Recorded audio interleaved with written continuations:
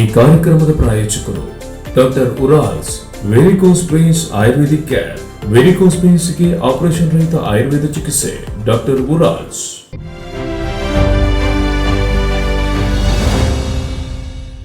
ಎಲ್ಲರಿಗೂ ನಮಸ್ಕಾರ. ಮಾದರಗಳ ಸಲ್ಮೇಲು ಸರ್ವಾಗಿ ನಮಸ್ಕಾರ. ಸಲಾಂ ವಾಲೇಕುಮ್ ಅಂಡ್ ಹಾಯ್ ಟು ಆಲ್. ನಾನು ನಿಮ್ಮ ಬಿಗ್ RJ ಎರಲ್ ಮಾತಾಡ್ತಿದ್ದೇನೆ. ನೀವು ನೋಡ್ತಿರುವಂತಹ ಚಾನಲ್ ಸ್ಪಂದನ ಚಾನಲ್ ಹಾಗೂ ನೀವು ನೋಡ್ತಿರುವಂತಹ ಕಾರ್ಯಕ್ರಮ my autograph with RJ Errol.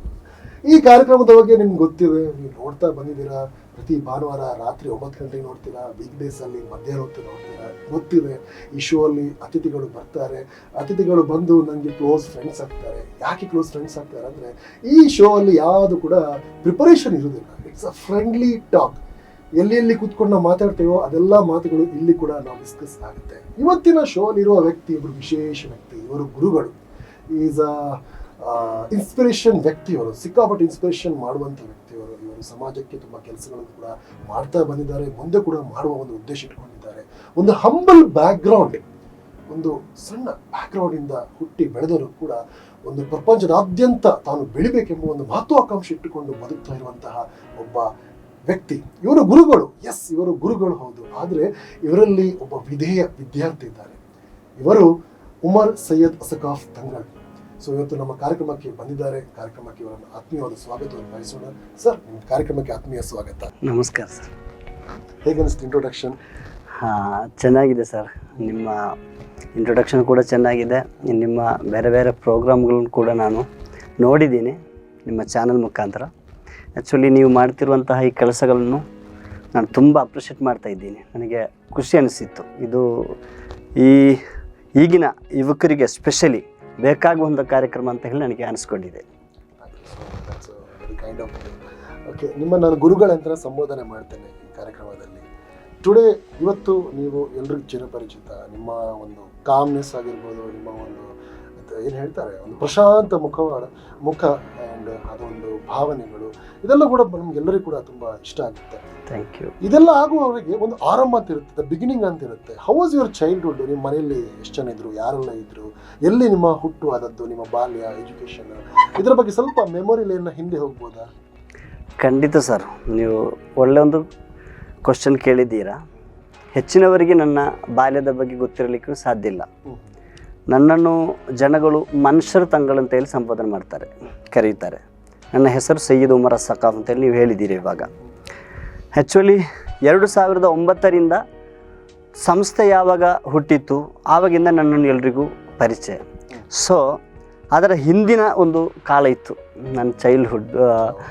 ಅದು ತುಂಬ ಆ ಏರಿಯಾಕ್ಕೆ ಹೋಗುವಾಗ ಹೆಚ್ಚಿನವರಿಗೆ ಅದು ಗೊತ್ತಿರಲಿಕ್ಕಿಲ್ಲ. ಸೊ ನಾನು ಪುತ್ತೂರು ತಾಲೂಕಿನ ಮರ್ದಾಳ ಎಂಬ ಒಂದು ಪುಟ್ಟ ಗ್ರಾಮ, ಆ ಊರಲ್ಲಿ ನಾನು ಹುಟ್ಟಿದ್ದು. ನನ್ನ ತಂದೆ ಅವರು ಕೇರಳದವರಾಗಿದ್ದರು, ಕೇರಳದ ಮಲಪ್ಪುರಂ ಡಿಸ್ಟಿಕ್ಕಿನವರು. ತಾಯಿ ಮರದಾಳದವರೇ. ನನ್ನ ತಂದೆಯವರು ಇಲ್ಲಿ ಬಂದು ಸೆಟ್ಲ್ ಆದದ್ದು ಕರ್ನಾಟಕದಲ್ಲಿ. ಸೊ ನಾನು 1983 ಫೆಬ್ರವರಿ 5ಕ್ಕೆ ನಾನು ಹುಟ್ಟಿದ್ದೆ. ಆ ನಂತರ ನನಗೆ 7 ವರ್ಷ ಇರುವಾಗ, ವೆನ್ ಐ 7 years old, ಆ ಟೈಮಲ್ಲಿ ನನ್ನ ತಂದೆ ತೀರಿಕೊಂಡರು. ನಂದು ಸ್ಕೂಲ್ ವಿದ್ಯಾಭ್ಯಾಸ ಮತ್ತು ಧಾರ್ಮಿಕ ವಿದ್ಯಾಭ್ಯಾಸದ ಪ್ರಾರಂಭ ಎಲ್ಲವೂ ನನ್ನ ಹುಟ್ಟೂರಿನ ಮರದಾಳದಿಂದಲೇ ಆಗಿತ್ತು. ಆ್ಯಕ್ಚುಲಿ ನಮ್ಮದು ಕಲಿಕೆ ಬಗ್ಗೆ ಹೇಳುವುದಾದರೆ, ನಾನು ನನ್ನ ಕೆಲವೊಂದು ಟಾಕ್ಗಳಲ್ಲಿ ಹೇಳ್ತೀನಿ. ನಾನು ತುಂಬ ಜನಗಳು 0 to hero ಅಂತ ಹೇಳಿ ನಾವು ಪುಸ್ತಕಗಳು ಓದಿದ್ದೇವೆ.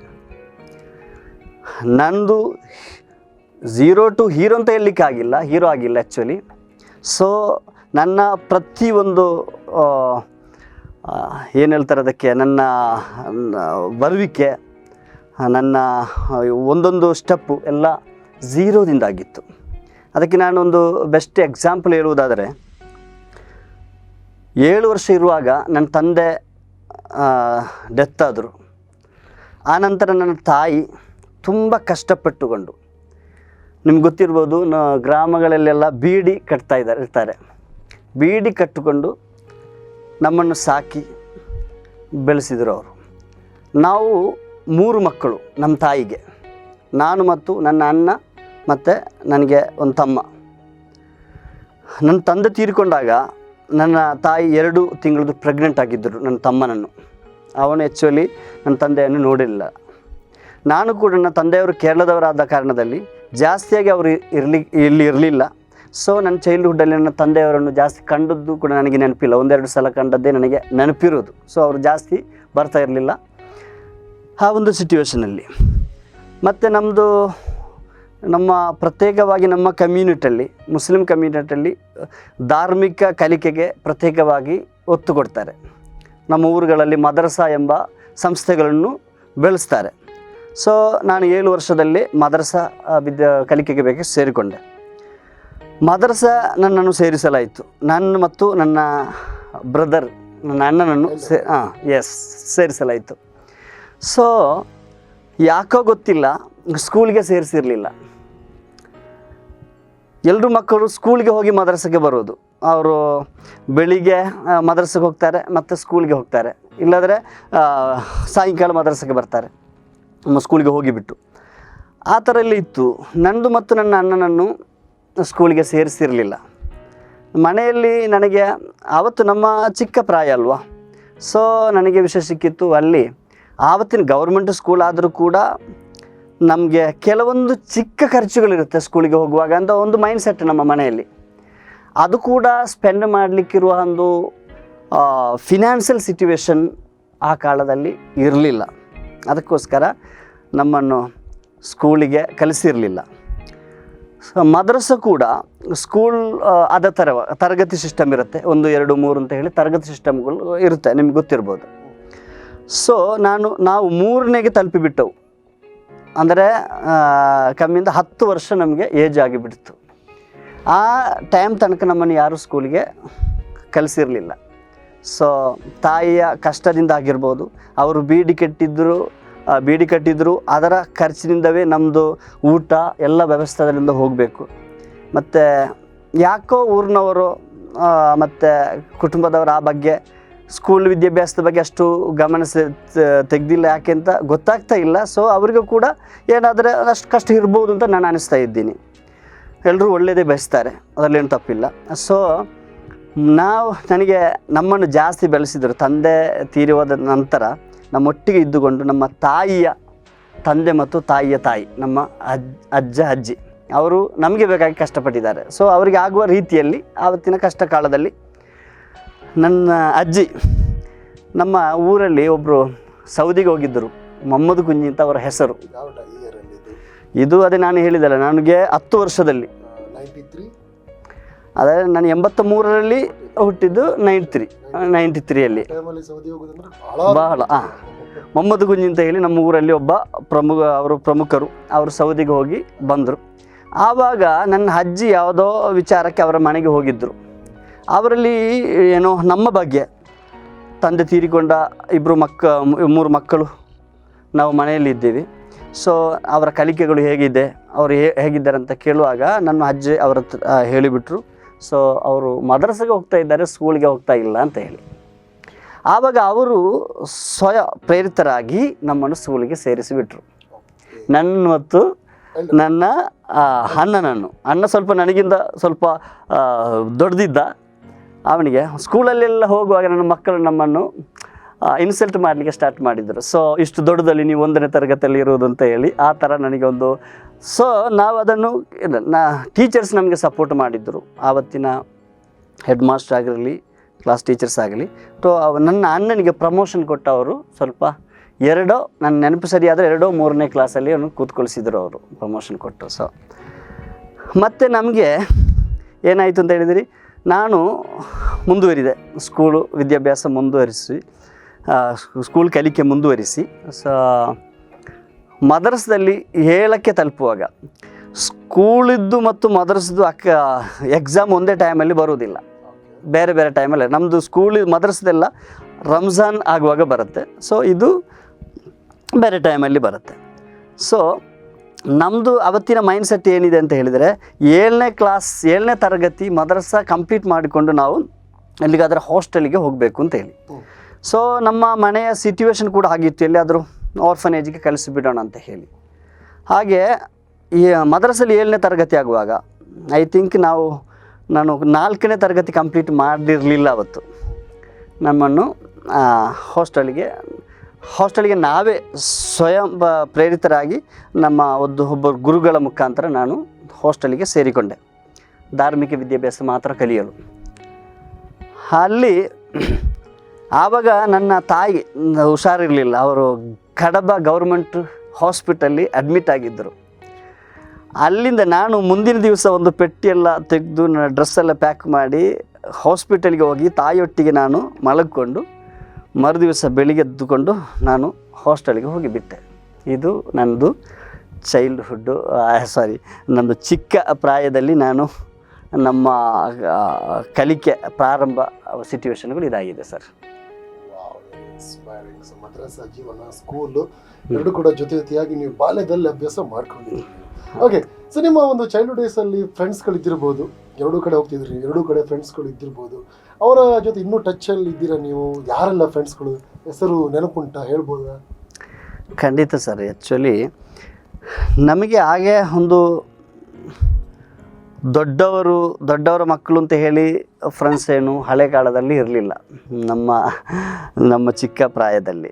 ಸೊ ನಮ್ಮ ಸ್ಕೂಲಿಗೆ ನಮ್ಮೊಟ್ಟಿಗೆ ಬಂದವರು, ಮದ್ರಸ ನಮ್ಮೊಟ್ಟಿಗೆ ಕಲಿತವರು ತುಂಬ ಫ್ರೆಂಡ್ಸು ಇದ್ದರು. ಅವರು ಈಗಲೂ ಕೂಡ ನನ್ನ ಟಚ್ಚಲ್ಲಿದ್ದಾರೆ. ಸೊ ನಮ್ಮ ಊರಿಗೆ ನಾನು ಹುಟ್ಟಿದ್ದ ಊರಿಗೆ ಈಗ ನಾವು ಅಲ್ಲಿ ಇಲ್ಲ, ಅಲ್ಲೆಲ್ಲ ನಾವು ಅಲ್ಲಿಂದ ಒಂದು 2005ರಲ್ಲಿ ನಾವು ಅಲ್ಲಿಂದ ಊರು ಬಿಟ್ಟಿದ್ದೀವಿ. ಮತ್ತು ಬೇರೆ ಬೇರೆ ಕಡೆಯಲ್ಲಿ ನಾವು ವಾಸ್ತವಿದ್ದೆವು. ಸೊ ಅಲ್ಲಿರುವ ಎಲ್ಲ ನನ್ನ ಆ ಕಾಲದಲ್ಲಿ ನಾವು ಯಾರೆಲ್ಲ ಒಟ್ಟಿಗೆ ಮದ್ರಸ ಕಲ್ತಿದ್ದೆವು, ಸ್ಕೂಲ್ ಕಲ್ತಿದ್ದೆವು, ಅವರು ಇವುಗಳು ಕೂಡ ಅವರಲ್ಲಿ ಕೆಲವರು ನನಗೆ ಟಚ್ಚಲ್ಲಿದ್ದಾರೆ. ಸೊ ಈಗ ನಮ್ಮ ಸಂಸ್ಥೆಯಲ್ಲಿ ಒಂದು ಜನರಲ್ ಮ್ಯಾನೇಜರ್ ಆಗಿದ್ದಾರೆ, ಅವರು ಪ್ಯಾರಾಮೆಡಿಕಲ್ ಕಾಲೇಜಿದ್ದು ಪ್ರಿನ್ಸಿಪಾಲ್ ಕೂಡ ಆಗಿದ್ದಾರೆ, ಹೈದರ್ ಅಂತೇಳಿ. ಅವರು ಮತ್ತು ನಾನು ಒಟ್ಟಿಗೆ ಸ್ಕೂಲಿಗೆ ಹೋದವರು, ಮದ್ರಸ ಎಲ್ಲ ಒಟ್ಟಿಗೆ ಕಲಿತವರು ನಾವು, ಆ ಥರ. ಇವಾಗ ನೀವು ಭಾಳ ಬೇಗ ನೀವು ಧಾರ್ಮಿಕ ಶಿಕ್ಷಣ ಕಲೀಲಿಕ್ಕೆ ಹೋದ್ರಿ, ನೀವು ಆಮೇಲೆ ಸ್ವಲ್ಪ ಲೇಟಾಗಿ ನೀವು ಈಗ ನಾರ್ಮಲ್ ಎಜುಕೇಷನ್ ಕಲೀಲಿಕ್ಕೆ ಹೋದ್ರಿ. ಸೊ ನಾವು ಒಂದು ಪ್ರಶ್ನೆ ಕೇಳ್ತೇನೆ ನಿಮಗೆ, ಆರಂಭದಲ್ಲಿ ನೀವು ಸ್ವಲ್ಪ ಧಾರ್ಮಿಕ ಶಿಕ್ಷಣ ಕಲ್ತಿದ್ರಿಂದಾಗಿ ತುಂಟತನ ಮಾಡಲಿಕ್ಕೆ ಏನಾದರೂ ಅವಕಾಶ ಸಿಕ್ಕಿತ್ತಾ ಇಲ್ವಾ, ಅಥವಾ very been very serious throughout your childhood days? Sir, ಹಾಗೆ ನಾವು ಒಂದು ದೊಡ್ಡ ತಂಟೆಗಳಿಗೇನು ಹೋಗ್ತಿರಲಿಲ್ಲ. ಚಿಕ್ಕದಿಂದಲೇ ನಾನು ಮತ್ತು ನನ್ನ ಬ್ರದರ್ ಫ್ರೆಂಡುಗಳಾಗಿದ್ದೆವು, ನಾವೆಲ್ಲ ಒಟ್ಟಿಗಿರ್ತೇವೆ. ಆದರೆ ಚಿಕ್ಕ ಒಂದು ಮಕ್ಕಳ ಆ ಏಜಲ್ಲಿರುವಾಗ ಮಾಡುವಂಥ ಕೆಲವೊಂದು ಚಿಕ್ಕ ತೊಂದರೆಗಳನ್ನು, ತಂಟೆಗಳನ್ನೆಲ್ಲ ನಾವು ಮಾಡಿದ್ದೇವೆ. ಸೊ ನಾವು ಆ ಥರದ್ದೆಲ್ಲ ನನಗೆ ಸೊ ಅದೆಲ್ಲ ಎಕ್ಸ್ಪೀರಿಯನ್ಸ್. ನಾವು ಸ್ಕೂಲಿಗೆ ಹೋಗ್ತಾ ಇರುವಾಗ, ಮದ್ರಸೆ ಹೋಗ್ತಾ ಇರುವಾಗ ಕೆಲವೊಂದು ಮಾವಿನ ಮರಕ್ಕೆ, ಬೇರೆಯವರ ಮಾವಿನ ಮರಕ್ಕೂ ಕೂಡ ಕಲ್ಲು ಎಸೆದು ನಾವು ರೋಡ್ ಸೈಡಲ್ಲಿ ಗೌರ್ಮೆಂಟ್ ಮರಗಳಿರ್ಬೋದು, ಬೇರೆ ಪ್ರೈವೇಟ್ ಮರಗಳಿಗೂ ಇರ್ಬೋದು, ನಾವು ಅಲ್ಲಿಂದ ತಗೊಂಡಿದ್ದೇವೆ. ಮತ್ತು ಆಡಲಿಕ್ಕೆ ಹೋಗ್ತಾ ಇದ್ದೀವಿ, ಕ್ರಿಕೆಟ್ ಆಡ್ತಾ ಇದ್ದೆವು, ನಾವು ಬೇರೆ ಬೇರೆ ಆಟಕ್ಕೆ ಕೂಡ ಹೋಗ್ತಾ ಇದ್ದೆವು. ಸ್ಕೂಲಲ್ಲಿ ಅಷ್ಟು ದೊಡ್ಡ ಒಂದು ಪ್ರಾಬ್ಲಮ್ ಮಾಡಿ ಕಂಪ್ಲೇಂಟ್ಗಳೇನು ಮನೆಗೆ ಬರುವ ಸ್ಥಿತಿಯಲ್ಲಿ ಏನೂ ಮಾಡಿಲ್ಲ, ಆ ಥರ ಇತ್ತು. ಮತ್ತು ನಮ್ಮ ಮನೆಯಲ್ಲಿ ತುಂಬ ಹೆದರಿಕೆ, ನಮ್ಮನ್ನು ಸೈಕಲ್ ಬಿಡಲಿಕ್ಕೆ ಮತ್ತು ಈಜಲಿಕ್ಕೆ, ಸ್ವಿಮ್ಮಿಂಗ್ ಮಾಡಲಿಕ್ಕೆ ನಾವೆಲ್ಲ ಹೋಗಲಿಕ್ಕೆ ತುಂಬ ಟ್ರೈ ಮಾಡಿದೆವು, ಫ್ರೆಂಡ್ಸ್ನೊಟ್ಟಿಗೆ ಕೂಡಿ ಮಕ್ಕಳೆಲ್ಲ ಸೇರಿಕೊಂಡು. ಸೊ ನಮ್ಮಲ್ಲಿ ರಿಸ್ಟ್ರಿಕ್ಷನ್ಸ್ ಇತ್ತು ತುಂಬ ಮನೆಯಲ್ಲಿ, ನಮ್ಮ ತಾಯಿ ಅಷ್ಟು ನಮ್ಮನ್ನು ಕೇರ್ ಮಾಡ್ತಾಯಿದ್ದರು. ಸೊ ಅದರಿಂದ ಜಾಸ್ತಿ ಹೋಗಲಿಕ್ಕೆ, ಆದರೂ ಕೂಡ ತಾಯಿಗೆ ಗೊತ್ತಿಲ್ಲದ ಕೆಲವೊಂದು ಜಾಗಕ್ಕೆ ನಾವು ಹೋಗಿ ಹೊಳೆಗೆ ಹೋಗಿ ಈಜು ಕಲಿತಿದ್ದೀವಿ ನಾವು. ಸೊ ಸೈಕಲ್ ಕಲ್ತಿದ್ದೀವಿ, ಆ ಥರ ಬೈಕು ಕೂಡ ಆ ಟೈಮಲ್ಲಿ ಕಲೀಲಿಕ್ಕೆ ಟ್ರೈ ಮಾಡಿದ್ದೀವಿ ನಾವು ಆ ಟೈಮಲ್ಲಿ ಚಿಕ್ಕದು. ಈಗ ಮತ್ತು ಆನಂತರ ನನಗೆ ಬೈಕ್ ಇತ್ತು, ಮತ್ತು ನನ್ನ ಕಾಲದಲ್ಲಿ ಈಗ ಎಲ್ಲ ಬೈಕು ಕಾರೆಲ್ಲ ಓಡಿಸ್ತಾ ಇರ್ತೀನಿ. ನಿಮ್ಮ ಫಸ್ಟ್ ಸೈಕಲ್ ಬ್ರ್ಯಾಂಡ್ ಯಾವುದು, ಫಸ್ಟ್ ಬೈಕ್ ಬ್ರ್ಯಾಂಡ್ ಯಾವುದು, ಫಸ್ಟ್ ಕಾರ್ ಬ್ರ್ಯಾಂಡ್ ಯಾವುದು ನೆನಪಿದೆ ನಿಮಗೆ? ಸರ್, ನನಗೆ ಬ್ರ್ಯಾಂಡಿನ ಬಗ್ಗೆ ಅಷ್ಟು ನೆನಪಿಲ್ಲ. ಸೊ ನಾವು ಕಲಿಯುವ ಟೈಮಲ್ಲಿ ಒಂದು ಸೈಕಲ್ ತೆಗೆಯುವ ಒಂದು ಸ್ವಂತವಾಗಿ ತೆಗೆಯುವ ಪರಿಸ್ಥಿತಿ ಇರಲಿಲ್ಲ ನನಗೆ. ಸೊ ನನಗೆ ಈ ಧಾರ್ಮಿಕ ಕಲಿಯಲು ಬೇಕಾಗಿ ಮದ್ರಸಾ ಎಜುಕೇಷನ್ ಕಲಿಯಲು ಬೇಕಾಗಿ ನಾನು ಹಾಸ್ಟೆಲ್ಗೆ ಹೋಗಿದ್ದೆ ಅಂತ ಹೇಳಿದೆ ಅಲ್ಲ. ಸೊ ಅಲ್ಲೆಲ್ಲ ಕಲಿತಿರುವಾಗ ನನಗೆ ಒಂದು ನನ್ನ ಗುರುಗಳು ತುಂಬ ಸಪೋರ್ಟ್ ಮಾಡಿದ್ದಾರೆ. ಅವರು ನಮಗೆ ಒಂದು ಆಪರ್ಚುನಿಟಿ ನಮಗೆ ಸ್ವಂತವಾಗಿ ನಮಗೆ ಪುಸ್ತಕ ತಗೊಳ್ಬೇಕು, ಬಸ್ಸಲ್ಲಿ ಹೋಗಲಿಕ್ಕೆ ಬರಲಿಕ್ಕೆ ಕರೆಸಿರುತ್ತೆ, ಮನೆಗೆ ಏನಾದರೆ ಆದರೆ ನಮಗೆ ಮನೆಗೆ ಕೂಡ ಕೊಡುವ ಒಂದು ಜವಾಬ್ದಾರಿ ಆ ಟೈಮಲ್ಲಿ ನನಗೆ ಇತ್ತು. ಸೊ ಅದಕ್ಕೆ ಏನು ಮಾಡಿದರು ನಮ್ಮ ಗುರುಗಳು, ನಾನು ಹಾಸ್ಟೆಲ್ಲಿ ಕಲಿತಾ ಇರುವಾಗಲೇ ನಮಗಿಂತ ಚಿಕ್ಕ ಮಕ್ಕಳಿಗೆ, ಮದ್ರಸಾ ಮಕ್ಕಳಿಗೆ ಕಲಿಸುವ ಒಂದು ಅವಕಾಶ ಮಾಡಿಕೊಟ್ರು. ನನಗೆ ಒಂದು ಮದ್ರಸಾ ಅಧ್ಯಾಪಕರಾಗುವ ಒಂದು ಅವಕಾಶ ಮಾಡಿಕೊಟ್ರು. ಆ್ಯಕ್ಚುಲಿ ನನಗೆ ಐ ಥಿಂಕ್ ಒಂದು 13-14 ವಯಸ್ಸಲ್ಲಿ ಚಿಕ್ಕ 1ನೇ ತರಗತಿ ಮಕ್ಕಳಿಗೆ ಅರಬಿಕ್ ಲೆಟರ್ಸ್ ಕಲಿಸುವ ಒಂದು ಅರಬಿಕ್ ಬರೆಯೋಕ್ಕೆ ಓದೋಕ್ಕೆಲ್ಲ ನಮಗೆ ಆ ಟೈಮಲ್ಲಿ ಅದು ನಮಗೆ ಆ್ಯಕ್ಚುಲಿ ನಾವು ಮದ್ರಸಾ ಕಲಿತವ್ರಿಗೆ ಗೊತ್ತಿರುತ್ತೆ ಸರ್. ಹಾಗೆ ನಾವು ಅದು ಆ ಟೈಮಲ್ಲಿ ನನಗೆ ಮದ್ರಸದಲ್ಲಿ ಸಿಕ್ಕಿದ ಸ್ಯಾಲ್ರಿಯಲ್ಲಿ ನಾನೊಂದು ಸೈಕಲ್ ಪರ್ಚೇಸ್ ಮಾಡಬೇಕು ಅಂತಿದ್ದೆ. ಆವಾಗಲೇ ನನಗೆ ಒಂದು ಏನಾದರೂ ಒಂದು ಸ್ಪೆಷಲ್ ಆಗಬೇಕು ಅಂತ ಒಂದು ಕ್ಯೂರಿಯಾಸಿಟಿ ಇದೆ. ಎಲ್ಲರೂ ಮಾಡುವ ಥರ ಮಾಡಬಾರ್ದು, ಸೊ ಒಂದು ಡಿಫ್ರೆಂಟ್ ಆಗಿ ಏನಾದರೂ ಮಾಡಬೇಕು ಅಂತ ಹೇಳಿ ಆ ಟೈಮಲ್ಲಿ ಗೇರ್ದು ಸೈಕಲ್ ಹೇಳ್ತಿದ್ರು. ಆ ಟೈಮಲ್ಲಿ ಲಕ್ಸುರಿ ಅದು. ಹಾಂ, ಗೇರ್ದು ಎಸ್ ಹೌದಾ, ಎಸ್ ಗೇರ್ದು ಸೈಕಲು ಬಂತು. ಸೊ ನನಗೆ ಸೆಕೆಂಡ್ ಹ್ಯಾಂಡ್ ಆದರೂ ಕೂಡ ಅದನ್ನೇ ಪರ್ಚೇಸ್ ಮಾಡಬೇಕು ಅಂತ ಒಂದು ಆಸೆ ಬಂತು. ಸೊ ನಾನು ಅದು ಪರ್ಚೇಸ್ ಮಾಡಿದ್ದೆ. ಆಮೇಲೆ ಅದಾಯಿತು. ಮತ್ತು ನಾನು ಉಳ್ಳಾಲ ಸೈಯದ್ ಮದನಿ ಅರಬಿಕ್ ಕಾಲೇಜಿಗೆ ಕಲಿಯಲು ನಾನು ಸೇರಿಕೊಂಡೆ. ಅಲ್ಲಿ 2 ವರ್ಷ ಲಾಸ್ಟ್ ನಮ್ಮದು ಅರಬಿಕ್ದು ಗ್ರ್ಯಾಜುಯೇಷನ್ದು ಲಾಸ್ಟು 2 ವರ್ಷ ಇರುತ್ತೆ ನಮಗೆ. ಅದು ಕಾಲೇಜ್ ಉಳ್ಳಾಲ ಸೈಯದ್ ಮದನಿ ಅರಬಿಕ್ ಕಾಲೇಜಲ್ಲಿ ನಾನು ಲಾಸ್ಟ್ ಮಾಡಿದ್ದು, ಫೈನಲ್ ಮಾಡಿದ್ದು. ಅಲ್ಲಿ ಬರುವಾಗ ನಾನು ಸೆಕೆಂಡ್ ಇಯರಲ್ಲಿ ನಾನು ಅಲ್ಲಿಂದ ಗ್ರ್ಯಾಜುಯೇಟ್ ಆಗಿ ಹೊರಗೆ ಬರುವ ಆ ಇಯರಲ್ಲಿ ನಾನೊಂದು ಬೈಕ್ ಕೂಡ ಪರ್ಚೇಸ್ ಮಾಡಿದ್ದೆ. ವಿಕ್ಟರ್, ಅವತ್ತಿನ ಕೇಳಿರ್ಬೋದು, ವಿಕ್ಟರ್ ಅಂತ ಹೇಳಿ, ಹೌದು ವಿಕ್ಟರ್ ಪರ್ಚೇಸ್ ಮಾಡಿ ಇದ್ದೆ ಆ ಥರದ್ದು. ಮತ್ತು ನನಗೆ ಅಂತ ಹೇಳಿದರೆ ನಾವು ನಿಮ್ಗೆ ಗೊತ್ತಿರ್ಬೋದು ತಂಗಳು ಅಂತ ಕರೀತಾರೆ ನಮ್ಮನ್ನು. ತಂಗಳು ಅಂತ ಹೇಳಿದರೆ ಆ್ಯಕ್ಚುಲಿ ಪ್ರಾಫೆಟ್ ಸಲ್ಲಲ್ಲಾಹು ಅಲೈಹಿ ವಸಲ್ಲಂ ಅವರ ಕುಟುಂಬ ಪಾರಂಪರ್ಯದಲ್ಲಿ ಬಂದವರು ಅಂತ ಹೇಳಿ. ನಮಗೆ ನಮ್ಮ ಸೊಸೈಟಿಯಲ್ಲಿ ಗೌರವಗಳು ಜಾಸ್ತಿ ಇರುತ್ತೆ, ಬೇರೆಯವರಿಗಿಂತ ಸ್ವಲ್ಪ ಜಾಸ್ತಿ ಗೌರವ ಕೊಡ್ತಾರೆ. ಏನಾದರೆ ನಮ್ಮ ತಂದೆಯವರು, ನಮ್ಮ ಕುಟುಂಬದ ನಮ್ಮ ಹಿರಿಯವರೆಲ್ಲ ಈ ಟ್ರೆಡಿಷನಲ್ ಅರಬಿಕ್ ಟ್ರೀಟ್ಮೆಂಟ್ ಮಾಡ್ತಾ ಇರುವವರು. ಅರಬಿಕ್ ಟ್ರೀಟ್ಮೆಂಟ್ ನಿಮ್ಗೆ ಗೊತ್ತಿರ್ಬೋದು ಅದರ ಬಗ್ಗೆ. ಸೊ ಅವರಿಂದ ಸ್ವಲ್ಪ ಅವರಿಂದ ಡೈರೆಕ್ಟ್ ಕಲಿಯಲಿಕ್ಕೆ ಅವರು ಇರಲಿಲ್ಲ. ಸೊ ಅವ್ರದ್ದು ಸ್ವಲ್ಪ ಪುಸ್ತಕಗಳೆಲ್ಲ ಇದ್ದವು. ಮತ್ತು ನಾನು ಬೇರೆ 1-2 ಗುರುಗಳಿಂದ ಹೋಗಿ ಅದನ್ನು ಕೂಡ ಯಾರಾದರೆ ನಮ್ಮ ಹತ್ರ ಪ್ರಾಬ್ಲಮ್ಗೆ ಬರುವವರಿಗೆ ಏನಾದರೆ ಅವರ ಸೊಲ್ಯೂಷನ್ಗೆ ಬೇಕಾಗಿ ಮಾಡುವಂತಹ ಕೆಲವೊಂದು ಶಾಸ್ತ್ರ ನಮ್ಮ ಅರಬಿಕ್ ಪುಸ್ತಕಗಳಿಂದ ನಾನು ಕಲಿತು ಅದೆಲ್ಲ ಆ ಟೈಮಲ್ಲಿ ನಾನು ಸೈಯದ್ ಮದನಿ ಅರಬಿಕ್ ಕಾಲೇಜಲ್ಲಿ ಇರುವಾಗಲೇ ನನಗೆ ಸ್ವಲ್ಪ ಜನಗಳೆಲ್ಲ ಅಪ್ರೋಚ್ ಮಾಡಲಿಕ್ಕೆ ಸ್ಟಾರ್ಟ್ ಮಾಡಿದರು. ಅದರಿಂದ ನನಗೆ ಸ್ವಲ್ಪ ಇನ್ಕಮ್ ಬರಲಿಕ್ಕೆಲ್ಲ ಸ್ಟಾರ್ಟ್ ಆಯಿತು. ಮತ್ತು ಆ ಟೈಮಲ್ಲಿ ನನಗೆ ಒಂದು ಕಾರ್ ತಗೊಳ್ಬೇಕು ಅಂತಂದು ಮನಸ್ಸಾಯಿತು. ಅದು ಕೂಡ 2005ರಲ್ಲಿ ಒಂದು ಸೆಕೆಂಡ್ ಹ್ಯಾಂಡ್ 800 ಕಾರು ದೇರ್ಲಘಟ್ಟೆಯಿಂದ ಪರ್ಚೇಸ್ ಮಾಡಿದೆ ನಾನು. ಅದು ಹೇಳಿ ಅದರ ಬಗ್ಗೆ ನನಗೆ ನೆನಪು ಬರುವಾಗ ತುಂಬ ಜೋಕ್ ಆಗುತ್ತೆ. ಯಾಕೆಂದರೆ ಅದು ಒಂದು 10 ಕಿಲೋಮೀಟ್ರ್ ಹೋಗಿ ಅಲ್ಲಿ ನಿಲ್ಲೋದು, ಮತ್ತು ಒಂದು 10 ಜನ ಸೇರಿಕೊಂಡು ಅದನ್ನು ದುಡ್ಬೇಕು. ಆ ಪರಿಸ್ಥಿತಿಯಲ್ಲಿ ಆ ಪರಿಸ್ಥಿತಿಯಲ್ಲೇ ಇತ್ತು ಆ ಕಾರು. ಸೊ ಮತ್ತು ಅದಾಯಿತು, ನನ್ನದು ಗ್ರ್ಯಾಜುಯೇಷನ್ ಆಯಿತು, ಅಲ್ಲಿಂದ ಕಂಪ್ಲೀಟ್ ಮಾಡಿದ್ದೀವಿ.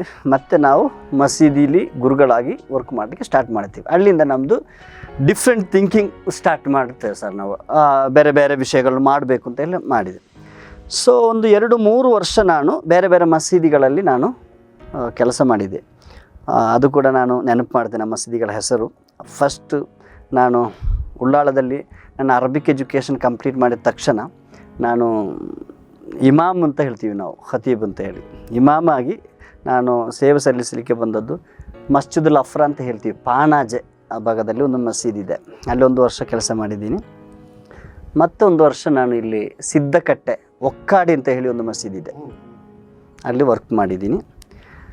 ಆ ನಂತರ ನಾನು ಪರಪ್ಪು ಗೇರುಕಟ್ಟೆಯ ಪರಪ್ಪು ಎಂಬ ಅಲ್ಲಿ ಒಂದು ಮಸೀದಿ ಇತ್ತು, ಉಂಟು ಈಗ ದೊಡ್ಡ ಮಸೀದಿ. ಆ ಮಸೀದಿಯಲ್ಲಿ ಕೆಲಸಕ್ಕೆ ಸೇರಿಕೊಂಡೆ. ಅಲ್ಲಿ 1.5 ವರ್ಷ 2 ವರ್ಷ ಏನೋ ಕೆಲಸ ಮಾಡುವಾಗ ಮತ್ತು ನನಗೆ ನಾನು ಉಳ್ಳಾಳದಲ್ಲಿ ಕಾಲೇಜಲ್ಲಿರುವಾಗಲೇ ನನಗೆ ಒಂದು ಆಸೆ ಇತ್ತು, ಏನಾದರೂ ಸ್ವಂತವಾಗಿ ಬಿಲ್ಡ್ ಮಾಡಬೇಕು. ಸೊಸೈಟಿಗೆ ಬೇಕಾಗಿ. ಇಲ್ಲಿ ಸರ್ ಪಾಯಿಂಟ್ ಯಾಕೆಂತ ಹೇಳಿದರೆ, ನಮಗೆ ಕಲೀಲಿಕ್ಕೆ ನನಗೆ ತುಂಬ ಇಷ್ಟ ಚಿಕ್ಕದಿಂದಲೇ. ಆದರೆ ಕೆಲವೊಂದು ನಮ್ಮ ಫಿನಾನ್ಷಿಯಲ್ ಸ್ಟ್ರಗಲ್ನ ಕಾರಣದಿಂದ ನಮಗೆ ಕಲಿಕೆಯಿಂದ ನಾವು ವಂಚಿತರಾಗಿದ್ದೇವೆ ಅಂತ ಹೇಳಲಿಕ್ಕೆ ಇಲ್ಲ. ಆದರೂ ಕೂಡ ನಾವು ಎಕ್ಸ್ಪೆಕ್ಟ್ ಮಾಡಿದ ರೀತಿಯಲ್ಲಿ ನನಗೆ ಧಾರ್ಮಿಕ ಕಲಿತಿದ್ದೇವೆ. ಲೌಕಿಕವಾಗಿ ಕಲಿಯಲು ನನಗೆ ಸಾಧ್ಯವಾಗಿಲ್ಲ. ನಮ್ಮಂತಹ ಆರ್ಫನೇಜ್ ಸ್ಟೂಡೆಂಟ್ಸ್ ಎಷ್ಟೋ ಇರ್ಬೋದು. ಅವರಿಗೆ ಕಲಿಯಲು ಆಪರ್ಚುನಿಟಿ ಸಿಗದೆ ಮನೆಯಲ್ಲಿರುವವರು.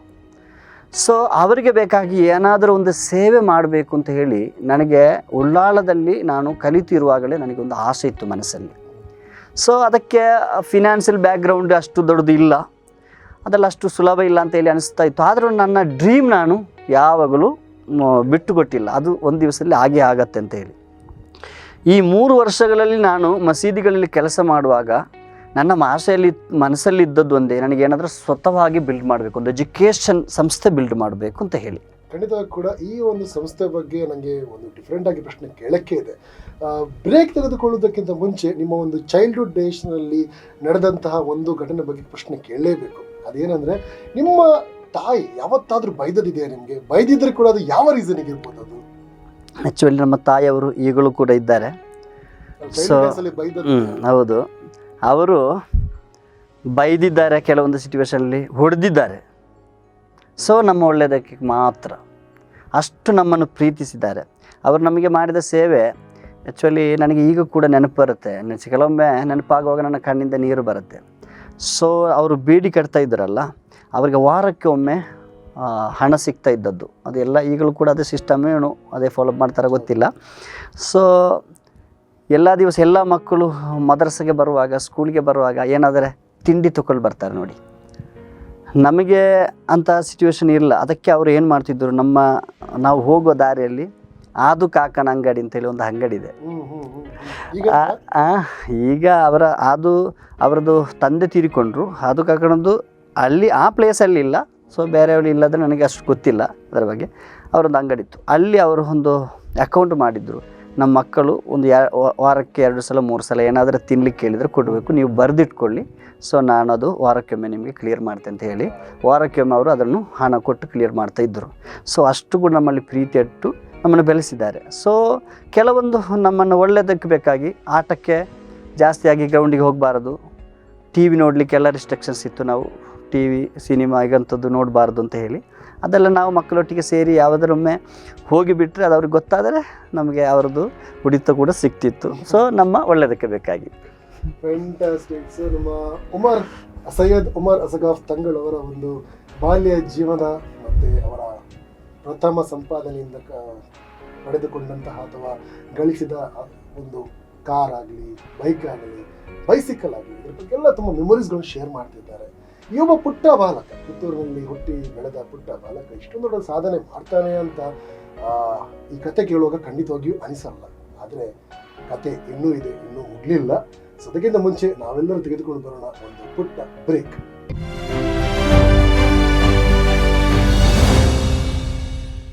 ಈ ಕಾರ್ಯಕ್ರಮದ ಪ್ರಾಯೋಜಕರು doctor Urals varicose veins ayurvedic care. Varicose ವೇನ್ಸ್ಗೆ ಆಪರೇಷನ್ ರಹಿತ ಆಯುರ್ವೇದ ಚಿಕಿತ್ಸೆ ಡಾಕ್ಟರ್ ಉರಾಲ್ಸ್. ಬ್ರೇಕ್ನ ಬಳಿಕ ಕಾರ್ಯಕ್ರಮಕ್ಕೆ ಮತ್ತೊಮ್ಮೆ ಆತ್ಮೀಯ ಸ್ವಾಗತ. ನೀವು ನೋಡ್ತಿರುವಂಥ ಚಾನಲ್ ಸ್ಪಂದನ ಚಾನಲ್. ನೀವು ನೋಡ್ತಿರುವಂಥ ಕಾರ್ಯಕ್ರಮ my autograph with R J ಅರಲ್. ಆ್ಯಂಡ್ ಇವತ್ತಿನ ಶೋನಲ್ಲಿ ಒಬ್ಬರು ಗುರುಗಳಿದ್ದಾರೆ, ಅವರು ಸೈಯದ್ ಉಮರ್ ಅಸಗಾಫ್ ತಂಗಳ್. ಕಾರ್ಯಕ್ರಮಕ್ಕೆ ಆತ್ಮೀಯ ಸ್ವಾಗತ. Thank you sir, thank you. ಗುರುಗಳೇ, ಇನ್ಸ್ಪೈರಿಂಗ್ ಜರ್ನಿ. ಯಾಕಂದರೆ ನಾನು ಹೇಳಿದೆ ಅಲ್ವ, ನಾನು ಶೋ ಸ್ಟಾರ್ಟ್ ಮಾಡೋಗ್ಲೇ ಹೇಳಿದ್ದೇನೆ, ನಾನು ಯಾರಿಗೆ ಗೊತ್ತಿದೆ ಗೂಗಲಲ್ಲಿ ಏನಿದೆ ಅದರಲ್ಲಿ ಏನೂ ಕೇಳಲ್ಲ ನಾನು. ಬಿಕಾಸ್ ಈ ಒಂದು ಕಾರ್ಯಕ್ರಮ ನಿಮ್ಮ ಬಗ್ಗೆ ಇನ್ನಷ್ಟು ಸ್ಟಡಿ ಮಾಡುವವರಿಗೆ ಒಂದು ಬೇಸ್ ಆಗಬೇಕೆಂಬುದು ನನ್ನ ಆಸೆ. ಇದು ಬಹುಶಃ ನಿಮ್ಮ ಆಸೆ ಕೂಡ ಅದೇ ಆಗಿರ್ಬೋದು ಅಲ್ವಾ? ನೀವೊಂದು ಸಂಸ್ಥೆ ಬಗ್ಗೆ ಉಲ್ಲೇಖ ಮಾಡ್ತೀರಿ. ಯಾಕಂದರೆ ನಿಮಗೆ ಲೌಕಿಕ ವಿದ್ಯೆ ಕಲಿಲಿಕ್ಕೆ ತುಂಬ ಆಸೆ ಇತ್ತು, ಕಷ್ಟ ಬಂತು. ಆದರೂ ಕೂಡ ನೀವು ಹಿಂದೆ ದಿನ ತಿರುಗಲಿ ನೋಡಿಲ್ಲ. ಏನೆಲ್ಲ ಅವಕಾಶ ಸಿಕ್ಕಿತು ಮಸೀದಿಗಳಲ್ಲಿ ಕೆಲಸ ಮಾಡಿಕೊಂಡು ನಿಮ್ಮ ಸ್ಟೆಪ್ ಬೈ ಸ್ಟೆಪ್ ನೀವು ಕನಸುಗಳನ್ನು ಈಡೇರಿಸ್ತಾ ಬಂದ್ರಿ. ನೀವು ಮೊದಲು ಬೈಸಿಕಲ್, ಮೊದಲು ಕಾಲಲ್ಲಿ ನಡ್ಕೊಂಡು ಹೋಗೋದು, ನಂತರ ಬೈಸಿಕಲ್, ನಂತರ 2 ವೀಲರ್, ನಂತರ 4 ವೀಲರ್, ಅದು ಕೂಡ 10 ಕಿಲೋಮೀಟರ್ಗೆ ಸ್ಟಾಪ್ ಆಗಿ ದೂಡಿಕೊಂಡಾದ್ರೂ ನೀವು ಮುಂದೆ ಹೋಗ್ತಾ ಬಂದ್ರಿ. ನೀವು ಅದೇ ರೀತಿ ನಿಮ್ಮ ಕನಸುಗಳನ್ನು ಪುಷ್ ಮಾಡ್ತಾ ಅಂದರೆ ಸ್ವಲ್ಪ ದೂಡ್ತಾ ನೀವು ಮುಂದೆ ತಂದ್ರಿ. ಆ್ಯಂಡ್ ಇವತ್ತು ನೀವು ಎಷ್ಟೋ ಜನರಿಗೆ ಸೇವೆ ಕೊಡ್ತಾ ಇದ್ದೀರಾ, ವಿದ್ಯಾಭ್ಯಾಸ ಕೊಡ್ತಾ ಇದ್ದೀರಾ. ಈ ಒಂದು ಸ್ಟೋರಿ ಹೇಳಿ ನಮಗೆ, ನಿಮ್ಮ ಕನಸು ಡ್ರೀಮ್ ಬಗ್ಗೆ ಅದು ಹೇಳಿ. ಖಂಡಿತ ಸರ್, ನಮಗೆ ಆ್ಯಕ್ಚುಲಿ ನನ್ನ ಡ್ರೀಮ್ ಸ್ವಲ್ಪ ದೊಡ್ಡದಿದೆ ಸರ್. ಯಾವಾಗಲೂ ಅಬ್ದುಲ್ ಕಲಾಂ ಹೇಳಿದಾಗೆ ಡ್ರೀಮ್ ನೀವು ಇಟ್ಕೊಳ್ಬೇಕು, ಸ್ವಲ್ಪ ದೊಡ್ಡದು ಇಟ್ಕೊಳ್ಬೇಕು ಅಂತ ಹೇಳಿದ್ದಾರೆ ಅವರು. ಸೊ ನನ್ನದು ಡ್ರೀಮ್ ಯೂನಿವರ್ಸಿಟಿ ಮಾಡಬೇಕು ಅಂತ ಹೇಳಿ. ಸೊ ಈಗ ಸ್ಟಾರ್ಟ್ ಮಾಡಿದ್ದೀನಿ ಅಂತ ಹೇಳಿದರೆ, ಚಿಕ್ಕ ಸಂಸ್ಥೆ ಈಗ ಇದೆ ನಮಗೆ. ಸೊ 2009ರಲ್ಲಿ ನನಗೆ ಹೇಗಾದರೂ ಕಷ್ಟಪಟ್ಟಾದರೂ ಸಂಸ್ಥೆ ಸ್ಥಾಪಿಸಲೇಬೇಕು ಅಂತ ಹೇಳಿ ಒಂದು ಆಸೆ ಹುಟ್ಟಿ 2009ರಲ್ಲಿ ಗೇರುಕಟ್ಟೆಯಲ್ಲಿ ಚಿಕ್ಕ ಒಂದು 18 ಸೆನ್ಸ್ ಜಾಗ ನಾನು ಖರೀದಿ ಮಾಡಿದ್ದೆ. ಸೊ ಅದು ಖರೀದಿ ಮಾಡಲಿ ನಂತರ ಹಣ ಇರಲಿಲ್ಲ. ಆ್ಯಕ್ಚುಲಿ ಅದರ ಟಾಕನ್ ಅಡ್ವಾನ್ಸ್ ಕೊಡಲಿಕ್ಕೆ ನನ್ನ ಫ್ರೆಂಡ್ ಇದ್ದ ಅಮೀರ್ ಅಂತ ಹೇಳಿ, ಅವನು ಈ ವಿಡಿಯೋ ಕೇಳಿದರೆ ಅವ್ರಿಗೆ ಇದು ಗೊತ್ತಾಗುತ್ತೆ. ಆ್ಯಕ್ಚುಲಿ ಅಮೀರ್ ನಾಳದವರು, ನನ್ನ ಫ್ರೆಂಡ್ ಅವರು ನಾಳದವರು. ಅವರು ನನಗೆ ಈ ಜಾಗ ತೋರಿಸಿದವರು, ಬ್ರೋಕರ್ ಅವರು. ಅವರಿಂದವೇ 1,000 ರೂಪಾಯಿ ಸಾಲ ತೆಗೆದು ಅದಕ್ಕೆ ಅಡ್ವಾನ್ಸ್ ಕೊಟ್ಟುಬಿಟ್ಟೆ, ನಾನು ಟೋಕನ್ ಅಡ್ವಾನ್ಸ್ ಕೊಟ್ಟುಬಿಟ್ಟೆ. ಸೊ ನನಗೆ ಫಸ್ಟ್ ಸ್ಕೂಲ್ ಸ್ಟಾರ್ಟ್ ಮಾಡಬೇಕು ಅಂತ ಅಲ್ಲ ಆ್ಯಕ್ಚುಲಿ ಅವತ್ತು ನಾನು ಪ್ಲ್ಯಾನ್ ಮಾಡಿದ್ದು. ಸೊ ಇಂತಹ ಆರ್ಫನೇಜ್ ಸ್ಟೂಡೆಂಟ್ಸ್ ಇರ್ತಾರೆ ನೋಡಿ, ಇಲ್ಲದ್ರೆ ಅದೆಲ್ಲ ಸ್ವಲ್ಪ ಫಿನಾನ್ಷಿಯಲಿ ಹಿಂದುಳಿದ ಅನಾಥರು, ನಿರ್ಗತಿಕರು ಕೂಡ ಇರ್ತಾರೆ. ಅನಾಥರು ಇರ್ತಾರೆ, ಅವರಿಗಿಂತ ಕಷ್ಟಪಡುವ ನಿರ್ಗತಿಕರು ಕೂಡ ಇರ್ತಾರೆ. ಸೊ ಅವರನ್ನು ನಾವು ಹೆಕ್ಕಿಕೊಂಡು ಬಂದು ಒಂದು ಹಾಸ್ಟೆಲ್ ಕೊಟ್ಟು ಅವರನ್ನು ಹತ್ತಿರ ಇರುವ ಗೌರ್ಮೆಂಟ್ ಸ್ಕೂಲ್ ಆಗಿರ್ಬೋದು, ಪ್ರೈವೇಟ್ ಸ್ಕೂಲ್ ಆಗಿರ್ಬೋದು, ನಾವೇ ನಮ್ಮ ಖರ್ಚಿಂದ ಕರೆಸಿ ನಮ್ಮ ಹಾಸ್ಟೆಲಲ್ಲಿ ಅವ್ರಿಗೆ ಊಟ ವಸತಿ ವ್ಯವಸ್ಥೆಗಳನ್ನೆಲ್ಲ ಮಾಡಿ ಅವರಿಗೆ ಎರಡು ಕೂಡ ಧಾರ್ಮಿಕ, ಯಾಕಂದರೆ ಪ್ರತ್ಯೇಕವಾಗಿ ನಮ್ಮ ಸೊಸೈಟಿಯಲ್ಲಿ ಧಾರ್ಮಿಕ ಕಲಿಬೇಕು ಅಂತ ಒಂದು ಆಸೆ ಇದ್ದೇ ಇರುತ್ತೆ. ಸೊ ಅದಕ್ಕೋಸ್ಕರ ಅವ್ರಿಗೆ ಧಾರ್ಮಿಕ ಕಲಿಬೋದು, ಅದರ ಒಟ್ಟಿಗೆ ಅವರು ಲೌಕಿಕ ಕಲೀಲೇಬೇಕು ಎಂಬ ಒಂದು ಕನಸಿಂದ ನಾನು ಅದು ಹಣ ಇಲ್ಲದ ಕಾರಣದಲ್ಲಿ ಅದು ವಂಚಿತರಾಗಬಾರ್ದು ಎಂಬ ರೀತಿಯಲ್ಲಿ ನಾವು ಒಂದು ಹಾಸ್ಟೆಲ್ ಸ್ಟಾರ್ಟ್ ಮಾಡಿದ್ದೀವಿ. ಅದಕ್ಕೆ ಮನ್ಷರ್ ಅಕಾಡೆಮಿ ಅಂತೇಳಿ ಹೆಸರಿಟ್ಟಿದ್ದೀವಿ. ಅದು ಇಟ್ಟು ನನ್ನಲ್ಲಿ ಆ್ಯಕ್ಚುಲಿ ಆ ಜಾಗದ್ದು ಹಣ ಕೊಡಲಿಕ್ಕೆ ಹಣ ಇರಲಿಲ್ಲ.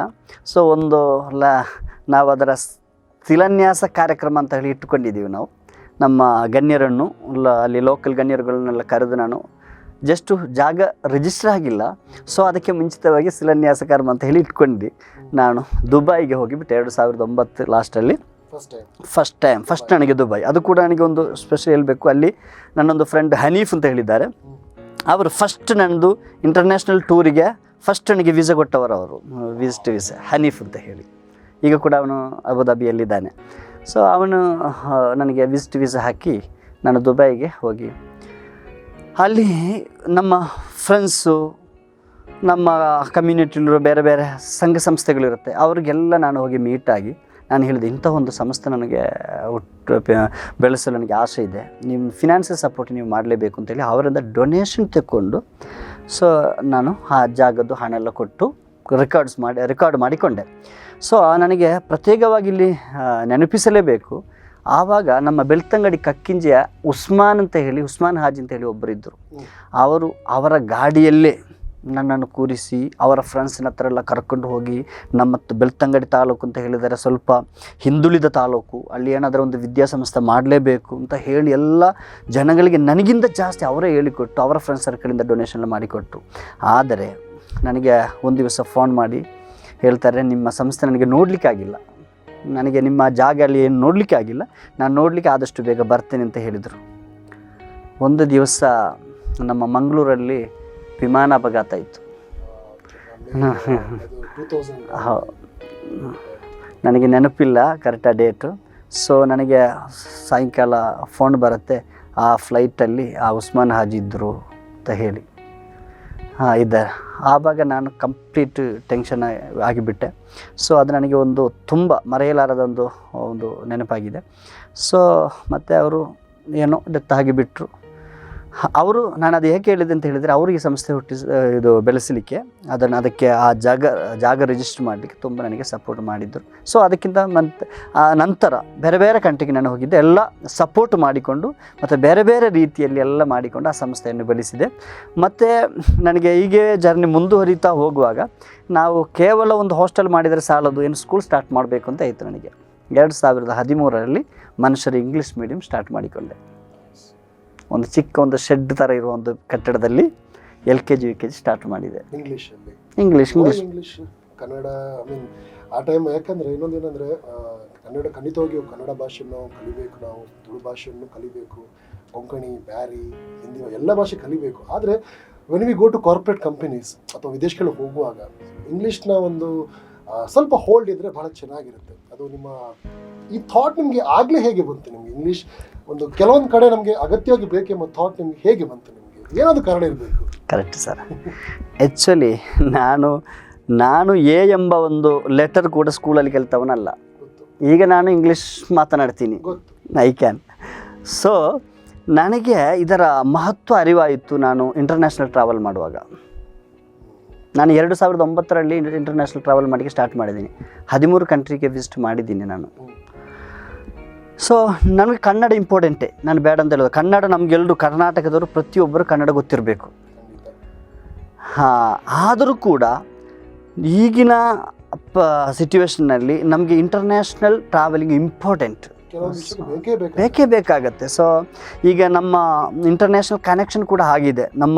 ಈಗೆಲ್ಲ ಒಂದು ಬಿಸ್ನೆಸ್ ಮಾಡುವವರು ಕೂಡ ಅವರಿಗೆ ಏನಾದರೆ ಅವರ ಬಿಸ್ನೆಸ್ಸನ್ನು ಎಸ್ಟಾಬ್ಲಿಷನ್ ಮಾಡಬೇಕು, ವಿದೇಶದಲ್ಲಿ ಸ್ಟಾರ್ಟ್ ಮಾಡಬೇಕು ಅಂತ ಇರುತ್ತೆ. ಕೆಲವರು ಕೆಲಸಕ್ಕೆ ಹೋಗ್ತಾರೆ, ಕೆಲವರು ಬೇರೆ ಬೇರೆ ವಿಚಾರಕ್ಕಾಗಿ ಟೂರಿಗೆ ಹೋಗ್ತಾರೆ.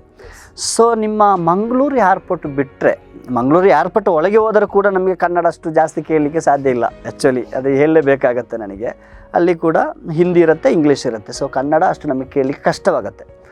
ಸೊ ಇದು ಬಿಟ್ಟರೆ ಮತ್ತು ಎಲ್ಲಿ ಹೋದರೂ ಕೂಡ ನಮಗೆ ಕನ್ನಡ ನಮ್ಮವರು ಸಿಕ್ಕಿದರೆ ನಮಗೆ ಸಂವಹನ ಮಾಡಲಿಕ್ಕೆ ಈಸಿ ಆಗುತ್ತೆ. ಸೊ ಬೇರೆಯವರು ಸಿಕ್ಕಿದರೆ ನನಗೆ ಒಂದು 2 ಮಾತು ನಮಗೆ ಆಡಲಿಕ್ಕೆ ಆಗೋದಿಲ್ಲ. ನಮ್ಮ ಹಾಸ್ಟೆಲಲ್ಲಿ ಮಕ್ಕಳಿಗೆ ನಾನು ಹೇಳ್ತಿರೋದಷ್ಟೇ, ನೀವು ಧಾರ್ಮಿಕ ಅಷ್ಟೇ ಕಲಿಯಿರಿ, ಅದರೊಟ್ಟಿಗೆ ನೀವು ಲೌಕಿಕ ಕಲಿಯಿರಿ. ಸೊ ಕೇವಲ ಒಂದು ನಿಮಗೆ ಗ್ರ್ಯಾಜುಯೇಷನ್ ಅಂತ ಇಲ್ಲ, PG ಅಂತ ಹೇಳಿ ನಿಮಗೆ ಇದ್ದರೆ ಸಾಲದು. ಸೊ ನಿಮಗೆ ಇಂಗ್ಲೀಷ್ ನೀವು ಕಲಿಯಲೇಬೇಕು. ಯಾಕೆಂದರೆ ನಿಮ್ಮ ಮನಸ್ಸಲ್ಲಿರುವ ಒಂದು ಉದ್ದೇಶವನ್ನು ಬೇರೆಯವರಿಗೆ ಹೇಳಿಕೊಡಲು ನಿಮಗೆ ಖಂಡಿತವಾಗಿ ಲ್ಯಾಂಗ್ವೇಜ್ ಇಂಪಾರ್ಟೆಂಟ್ ಇದೆ. ಎಸ್, ಅದಕ್ಕೋಸ್ಕರ ನಾನು ಎಲ್ರಿಗೂ ಮೋಟಿವೇಶನ್ ಮಾಡ್ತಾಯಿದ್ದೆ. ನನಗೆ ಇಂಗ್ಲೀಷ್ ಮೀಡಿಯಮ್ ಸ್ಕೂಲೇ ಸ್ಟಾರ್ಟ್ ಮಾಡಬೇಕು ಅಂತ ಆಯಿತು. ಸೊ ಇಂಗ್ಲೀಷ್ ಮೀಡಿಯಮ್ ಸ್ಕೂಲ್ 2013ರಲ್ಲಿ ಸ್ಟಾರ್ಟ್ ಮಾಡಿದೆ. ಸ್ಟಾರ್ಟಿಂಗಲ್ಲೇ ನನಗೆ ಒಂದು 50ರಷ್ಟು ವಿದ್ಯಾರ್ಥಿಗಳು ಸಿಕ್ಕಿತ್ತು, ಲೋಕಲಲ್ಲಿ ಸಪೋರ್ಟ್ ಮಾಡಿದ್ದರು. ಮುಂದುವರಿಬೋದಲ್ಲ ಸಂಸ್ಥೆಗಳ ಹಾಗೆ 2013ರಲ್ಲಿ ಸ್ಟಾರ್ಟ್ ಮಾಡಿದ್ವಿ. ಮತ್ತು ನಮಗೆ ಪರ್ಮಿಷನ್ಗೆ ಸ್ವಲ್ಪ ಅಲ್ಲಿ ಎಲ್ಲ ಬೇರೆ ಬೇರೆ ಪ್ರಾಬ್ಲಮ್ಗಳೆಲ್ಲ ಆಯಿತು. ಅದನ್ನು ಕೂಡ ಓವರ್ಕಮ್ ಮಾಡಿ ಚಾಲೆಂಜ್ ಮಾಡಿ ಪರ್ಮಿಷನ್ ತಗೊಂಡೆ. LKG UKG ಪರ್ಮಿಷನ್ ಆಯಿತು. ಮತ್ತು 1ರಿಂದ 5ನೇ ತರಗತಿ ಪರ್ಮಿಷನ್ ಕೊಡುವಾಗ ನನಗೆ ಸ್ವಲ್ಪ ತೊಂದರೆಗಳು ಬಂತು. ಹತ್ತಿರದಲ್ಲಿ ಬೇರೆ ಗೌರ್ಮೆಂಟ್ ಸ್ಕೂಲ್ ಇದೆ, ಪರ್ಮಿಷನ್ ಕೊಡಲಿಕ್ಕೆ ಆಗೋದಿಲ್ಲ ಅಂತ ಹೇಳಿ ಅದನ್ನು ಕೂಡ ನಾನು ಬೇರೆ ಬೇರೆ ಕಾನೂನು ಕೈ ಬಿಟ್ಟುಕೊಂಡು ಯಾವುದೇ ಆಟ ಆಡಿಲ್ಲ. ಕಾನೂನು ರೀತಿಯಲ್ಲಿ ನಮಗೆ ಮೈನಾರಿಟಿಗೆ ತೆಗಲಿಕ್ಕೆ ಆಗುವಂತಹ ಒಂದು ಸಿಚುವೇಷನ್ ಇದೆ ಅಂತ ಹೇಳಿ ನೋಡಿಕೊಂಡು ನಾನು ಅದರ ಬಗ್ಗೆ ಕಲಿತು ಅಡ್ವೊಕೇಟ್ಗೆಲ್ಲ ಡಿಸ್ಕಸ್ ಮಾಡಿಕೊಂಡು ನಾನು ಆದರೂ ಕೂಡ 1ರಿಂದ 5ನೇ ತನಕ ಏಕಕಾಲದಲ್ಲೇ ಪರ್ಮಿಷನ್ ನಮಗೆ ಸಿಗುವಾಗೆ ಮಾಡಿದೆ ನಾನು. ಅದು ಕೂಡ ಆಯಿತು. ಮತ್ತು ಹೈಸ್ಕೂಲ್ ಪರ್ಮಿಷನ್ ಆಯಿತು. ಸೊ ಇವಾಗ ಹೈಸ್ಕೂಲ್ ತನಕ ನಮಗೆ ಈ ಕೊರೋನಾಗೆ ಮುಂಚಿತವಾಗಿ 1000ರಷ್ಟು ವಿದ್ಯಾರ್ಥಿಗಳಿದ್ದರು ನಮ್ಮ ಸ್ಕೂಲಲ್ಲಿ. ಆ ನಂತರ ವುಮೆನ್ಸ್ ಕಾಲೇಜ್ ಸ್ಟಾರ್ಟ್ ಮಾಡಿದೆ. ಮತ್ತು ನಮಗೆ 2018ರಲ್ಲಿ ಪ್ಯಾರಾಮೆಡಿಕಲ್ ಸ್ಟಾರ್ಟ್ ಮಾಡಿದ್ದೀನಿ. ಮನುಷ್ಯರ್ ಕಾಲೇಜ್ ಆಫ್ ಪ್ಯಾರಾಮೆಡಿಕಲ್ ಸೈನ್ಸ್ ಅಂತ ಹೇಳಿ ಪ್ಯಾರಾಮೆಡಿಕಲ್ ಸ್ಟಾರ್ಟ್ ಮಾಡಿದ್ದೀನಿ. ಈಗ ಸಂಸ್ಥೆ ಚೆನ್ನಾಗಿ ನಡೀತಾ ಇದೆ. ಈ ಸಂಸ್ಥೆಗಳೆಲ್ಲ ಬೆಳ್ತಂಗಡಿ ತಾಲೂಕು ಗೇರುಕಟ್ಟೆಯಲ್ಲಿ ಈಗ ನಡೀತಾ ಉಂಟು. ಸೊ ಈ ಜರ್ನಿನ ಎಡೆಯಲ್ಲಿ ನನ್ನ ಲೈಫ್ನಲ್ಲಿ ತುಂಬ ಸಕ್ಸಸ್ ನಾನು ಕಂಡಿದ್ದೇನೆ. ನಾನು 0ಇಂದ ಬಂದು ಸಕ್ಸಸ್ ಕಂಡಿದ್ದೇನೆ. ಅದೇ ಥರ ನಾನು ತುಂಬ ಫೈಲ್ಯೂರ್ಗಳನ್ನು ಕೂಡ ಫೇಸ್ ಮಾಡಿದ್ದೀನಿ, ಈಗಲೂ ಕೂಡ ಫೇಸ್ ಮಾಡ್ತಾ ಇದ್ದೀನಿ. ಆ್ಯಕ್ಚುಲಿ ನನಗೆ ಇದು ಹೇಳುವಾಗ ಹೇಳಲೇಬೇಕಾಗತ್ತೆ. 2013ರಲ್ಲಿ ನಾನು ಇಂಗ್ಲೀಷ್ ಮೀಡಿಯಮ್ ಸ್ಟಾರ್ಟ್ ಮಾಡಿಕೊಂಡು ಟೀಚರ್ಸನ್ನು ಅಪಾಯಿಂಟ್ಮೆಂಟ್ ಮಾಡಿದೆವು. ಕೆಲವೊಂದು ಮೀಟಿಂಗ್ಗಳಿಗೆ ಟೀಚರ್ಸ್ ಅವರ ಎದುರು ನಾವು ಕೂರಬೇಕಾಗತ್ತೆ. ಆ್ಯಕ್ಚುಲಿ ಜಾಸ್ತಿ ನಾನು ಅವಾಯ್ಡ್ ಮಾಡ್ತಾಯಿದ್ದೆ. ಅವತ್ತು ಒಬ್ಬರು HM ಅಂತೇಳಿ ಮಾಡಿದ್ದೆ, ಅವರೇ ಮಾಡ್ತಾಯಿದ್ದರು. ಸೊ ನನಗೆ ಲ್ಯಾಂಗ್ವೇಜ್ ಪ್ರಾಬ್ಲಮ್. ಇಷ್ಟು ನನಗೆ ಫ್ಲೂಯೆಂಟಾಗಿ ಕನ್ನಡ ಕೂಡ ಆ ಟೈಮಲ್ಲಿ ಮಾತನಾಡಲಿಕ್ಕೆ ಬರ್ತಿರಲಿಲ್ಲ. ಈಗ ನಾನು ಜಾಸ್ತಿ ಕನ್ನಡ ಪುಸ್ತಕಗಳು ಓದ್ತಾ ಇದ್ದೀನಿ. ಸೊ ಆದರೂ ಕೂಡ ಪ್ರಾಬ್ಲಮ್ ಇದೆ. ಆವತ್ತಿನ ಕಾಲದಲ್ಲಿ ಈ ಟೀಚರ್ಸ್ ಎಲ್ಲ ಬಂದು ನನಗೆ ಕೆಲವೊಂದು ಟೀಚರ್ಸ್ ಅವರು ಅದು ನನ್ನ ಒಳ್ಳೆಯದಕ್ಕೆ ಆಗಿರ್ಬೋದು, ನನ್ನಲ್ಲಿ ಇಂಗ್ಲೀಷ್ನಲ್ಲೇ ಮಾತಾಡೋಕ್ಕೆ ಸ್ಟಾರ್ಟ್ ಮಾಡಿದರು. ಸೊ ನನಗೆ ಅವ್ರಿಗೆ ಆನ್ಸರ್ ಮಾಡಲಿಕ್ಕೆ ಆಗ್ತಾ ಇರಲಿಲ್ಲ. ಆವಾಗ ನನಗೆ ಒಂದು ಚಾಲೆಂಜ್ ಬಂತು. ಮತ್ತು ಕೆಲವೊಂದು ನಾವೊಂದು ಸಂಸ್ಥೆ ದೊಡ್ಡದು ಆಗ್ತಾ ಬರುವಾಗ ಕೆಲವೊಂದು ನಾನು ಹೇಳಿದೆ 3ನೇ ತರಗತಿ ಕಲಿತದ್ದು ಅಂತ ಹೇಳಿ. ಸೊ ಲೌಕಿಕ ವಿದ್ಯಾಭ್ಯಾಸ ಇನ್ನೂ ಕೂಡ ಮುಂದುವರಿಸ್ಬೋದು, ಅದಕ್ಕೆ ಏಜು ಲಿಮಿಟ್ ಹಾಗೇನೂ ಇಲ್ಲ, ಯಾವಾಗಲೂ ಕೂಡ ಕಲಿಬೋದು ಅಂತ ಹೇಳಿ ನಾನು ತೀರ್ಮಾನ ಮಾಡಿಕೊಂಡು 2014ರಲ್ಲಿ ನಾನೊಂದು ಕೇರಳದಲ್ಲಿ ಒಂದು ಟ್ರೈನಿಂಗ್ ಪ್ರೋಗ್ರಾಮಿಗೆ ನಾನು ಅಟೆಂಡ್ ಮಾಡಿದ್ದೆ. ಅದು first training. Doctor PP Vijay ಅಂತೇಳಿ ಅವರ ಹೆಸರು. ದೊಡ್ಡ ಒಂದು ಸೈಕಾಲಜಿಸ್ಟು ಕೂಡ, ಬಿಸ್ನೆಸ್ ಸ್ಟ್ರಾಟಜಿಸ್ಟು ಕೂಡ ಹೌದವರು. ಸೊ ಅವರೊಟ್ಟಿಗೆ first BMS billionaire mind set ಎಂಬ ಒಂದು ಪ್ರೋಗ್ರಾಮ್ಗೆ ಸೇರಿಕೊಂಡೆ ನಾನು. ಅವರು ತುಂಬ ಮೈಂಡ್ ಪವರ್ ಕ್ಲಾಸ್ಗಳನ್ನೆಲ್ಲ ತೆಗಿತಾರೆ, ಮೈಂಡ್ ಗುರು ಅವರು. ಎಸ್ ಸರಿ ಸರ್. ಹಾಗೆ ಇವರದ್ದು ಈ ಟ್ರೈನಿಂಗ್ ಅವ್ರದ್ದು ಮೈಂಡ್ ಸೆಟ್ ಬಿಲಿಯನರ್ ಯಾಕೆ ನಮಗೆ ಆಗಬಾರ್ದು ಅಂತ ಹೇಳಿ ನನಗೆ ತುಂಬ ಅದ್ರಲ್ಲಿ ಕೆಲವೊಂದು ಸ್ಟೋರಿಗಳನ್ನ ಅವರು ಹೇಳಿದ್ದಾರೆ. ಅದರಲ್ಲಿ ಈಗ ನಿಮ್ಮ ಈ ಚಾನಲ್ಲಿ ಹೇಳಲಿಕ್ಕೆ ಹೋದರೆ ಟೈಮ್ ಸಾಲದು. ಸೊ ನನಗೆ ಅದಕ್ಕೆ ನಾನು ಏನು ಹೋಗೋದಿಲ್ಲ. ಆದರೆ ತುಂಬ ಸ್ಟೋರಿಗಳನ್ನ ನನಗೆ ಇದರಲ್ಲಿ ನಾನು ತುಂಬ ಮೋಟಿವೇಶನ್ ಆದೆ. ನನಗೆ ಕೂಡ ಸಂಸ್ಥೆಗಳನ್ನು ಬೆಳೆಸಿ ಒಂದು ದೊಡ್ಡ ಹಂತಕ್ಕೆ ತಲುಪಬೇಕು ಅಂತ ಹೇಳಿ ಕೆಲವೊಂದು ನನಗೆ ಎಕ್ಸ್ಪೀರಿಯನ್ಸ್ ಇದು ಕಮ್ಮಿ ಇದೆ, ನಾಲೆಜ್ ಇದು ಕೂಡ ಕಮ್ಮಿ ಇದೆ. ಸೊ ಮೋಟಿವೇಶನ್ ಇದೆ. ಅದರಿಂದ ಕೆಲವೊಂದು ಸಂಸ್ಥೆಗಳನ್ನ ಪ್ರಾರಂಭ ಮಾಡಿ ನಾನು ಸ್ವಲ್ಪ ಪ್ರಾಬ್ಲಮಲ್ಲಿ ಕೂಡ ಸಿಲ್ಕೊಂಡಿದ್ದೆ. ಸೊ ಅದಕ್ಕೆ ಮುಂಚಿತವಾಗಿ ಒಂದು ಈಗ ಕೂಡ ಸಕ್ಸಸ್ಸಲ್ಲಿ ಓಡುವಂಥ ಒಂದು ಕಂಪನಿ ಇದೆ, Monster learning network private limited company ಅಂತೇಳಿ. ಅದು ಕೂಡ 2018ರಲ್ಲೇ ಸ್ಟಾರ್ಟ್ ಮಾಡಿದ್ದು. ಅದರಲ್ಲಿ ಏನಂತ ಹೇಳಿದರೆ, ನಮ್ಮದು ಎಜುಕೇಷನ್ ಸಿಸ್ಟಮಲ್ಲಿ ಫುಲ್ಲು ಒಂದು ಚೇಂಜಸ್ ತರಬೇಕು ಅಂತ ನನಗೆ ಒಂದು ಆಸೆ. ಯಾಕೆಂತ ಹೇಳಿದರೆ ಸರ್, ಈ ಪ್ರಾಕ್ಟಿಕಲ್ ಎಜುಕೇಷನ್ ನಮ್ಮಲ್ಲಿ ಎಜುಕೇಷನ್ ಕಮ್ಮಿ ಇದೆ. ಸ್ಕಿಲ್ ಬೇಸ್ಡ್ ಎಜುಕೇಷನ್ ಇಲ್ಲಿ ಕಮ್ಮಿ ಇದೆ. ಸೊ ಥಿಯರಿ ಬೇಸ್ಡ್ ಇಲ್ಲಿ ತುಂಬ ಇದೆ. ಎಲ್ಲರೂ ಇಲ್ಲಿ ನೋಡಿ, ನಮ್ಮ ಅಷ್ಟು ಕಾಲೇಜುಗಳಿಂದ, ಯೂನಿವರ್ಸಿಟಿಗಳಿಂದ PG ಆಗಿ ಬರ್ತಾರೆ, ಗ್ರ್ಯಾಜುಯೇಷನ್ ಆಗಿ ಬರ್ತಾರೆ, ಮೆಕ್ಯಾನಿಕಲ್ ಇಂಜಿನಿಯರ್ ಆಗಿ ಬೇರೆ ಬೇರೆ ಬೇರೆ ಕೋರ್ಸ್ ಕಂಪ್ಲೀಟ್ ಮಾಡಿಕೊಂಡು ಬರ್ತಾರೆ. ಸೊ ಅವರಲ್ಲಿ ಒಂದು 90% ಜನಗಳಿಗೆ ಒಂದು ಪ್ರಾಕ್ಟಿಕಲಲ್ಲಿ ಏನಾದರೂ ಒಂದು ಮಾಡಬೇಕು ಅಂತ ಹೇಳಿದರೆ ಅಷ್ಟು ಸುಲಭದಲ್ಲಿ ಆಗುವುದಿಲ್ಲ. ಹೌದು, ಇದು ನಾನು ಬೇರೆ ಈಗ ಚೈನಾಗೆ ಒಂದು 4-5 ಸಲ ನಾನು ಚೈನಾ ವಿಸಿಟ್ ಮಾಡಿದ್ದೀನಿ. ಮಲೇಷಿಯಾ, ದುಬೈ, ಅಲ್ಲಿರುವ ಜಾಗದಲ್ಲಿರುವ ಕೆಲವೊಂದು ಮಕ್ಕಳಿಗೆ ಕೊಡುವ ಅವರು ಪ್ರಾಕ್ಟಿಕಲ್ ಆಗಿ ಕೊಡುವಂತಹ ಕೆಲವೊಂದು ಸ್ಕಿಲ್ ಟ್ರೈನಿಂಗ್ ಎಲ್ಲ ನನಗೆ ಅದು ತುಂಬ ನೋಡಿಕೊಂಡು ಖುಷಿಯಾಗಿಬಿಟ್ಟಿತ್ತು. ಸೊ ನಾನೊಮ್ಮೆ ಚೈನಾದಲ್ಲಿ ಒಂದು ಕಂಪನಿಗೆ ನಾನು ಈ ಟ್ಯಾಬ್ ಮತ್ತು ಲ್ಯಾಪ್ಟಾಪ್ ಎಲ್ಲ ಮ್ಯಾನುಫ್ಯಾಕ್ಚರಿಂಗ್ ಮಾಡುವಂಥ ಕಂಪನಿಗೆ ನಾನು ವಿಸಿಟ್ ಮಾಡಿದೆ. ಅಲ್ಲಿ ಒಂದು ನಮ್ಮಲ್ಲಿ ಇಲ್ಲಿಯೂ ಹೈಸ್ಕೂಲು ಅಥವಾ PUC ಓದುವ ಏಜಿದ್ದು ಮಕ್ಕಳೆಲ್ಲ ಅಲ್ಲಿ ಕೆಲಸ ಮಾಡ್ತಾ ಇದ್ದರು. ನಾನು ಕೇಳಿದ್ದೆ, ಯಾಕೆ ಇವರು ಇಲ್ಲಿ ಅಂತ. ಅವ್ರ ಸ್ಕೂಲಿಗೆ ಕಾಲೇಜಿಗೇನೋ ಹೋಗ್ತಾ ಇಲ್ವಾ ಅಂತ. ಸರ್, ಅವ್ರಿಗೆ ಕಾಲೇಜಿಗೆ ಹೋಗುವವರೆ ಪ್ರಾಕ್ಟಿಕಲ್ ಮಾಡಲಿಕ್ಕೆ ಬೇಕಾಗಿ ಅವ್ರದ್ದು ಇಲ್ಲಿಗೆ ಬಂದಿದ್ದಾರೆ ಅವರು ಅಂತ ಹೇಳಿ. ಎಸ್ ಒಟ್ಟಿಗೆ.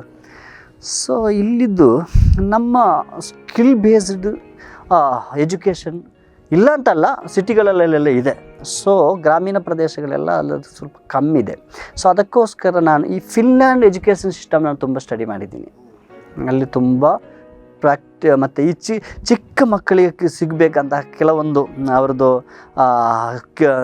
ಡೆವಲಪ್ ಆಗುವಂತಹ ಕೆಲವೊಂದು ಸ್ಟೇಜಸ್ ಇದೆ, ಕೆಲವೊಂದು ಸ್ಕಿಲ್ಗಳಿದೆ ಚಿಕ್ಕ ಮಕ್ಕಳಿಗೆ. ಸೊ ಆ ಟೈಮಲ್ಲಿ ಅದು ಸಿಗಲೇಬೇಕು ಅವರಿಗೆ. ಅದು ಮತ್ತೆ ಅವ್ರಿಗೆ ಕೊಡಲಿಕ್ಕೆ ಆಗೋದಿಲ್ಲ, ಆ ಪ್ರೋಸೆಸ್ ಎಲ್ಲ ಮತ್ತೆ ಮಾಡಲಿಕ್ಕೆ ಆಗೋದಿಲ್ಲ.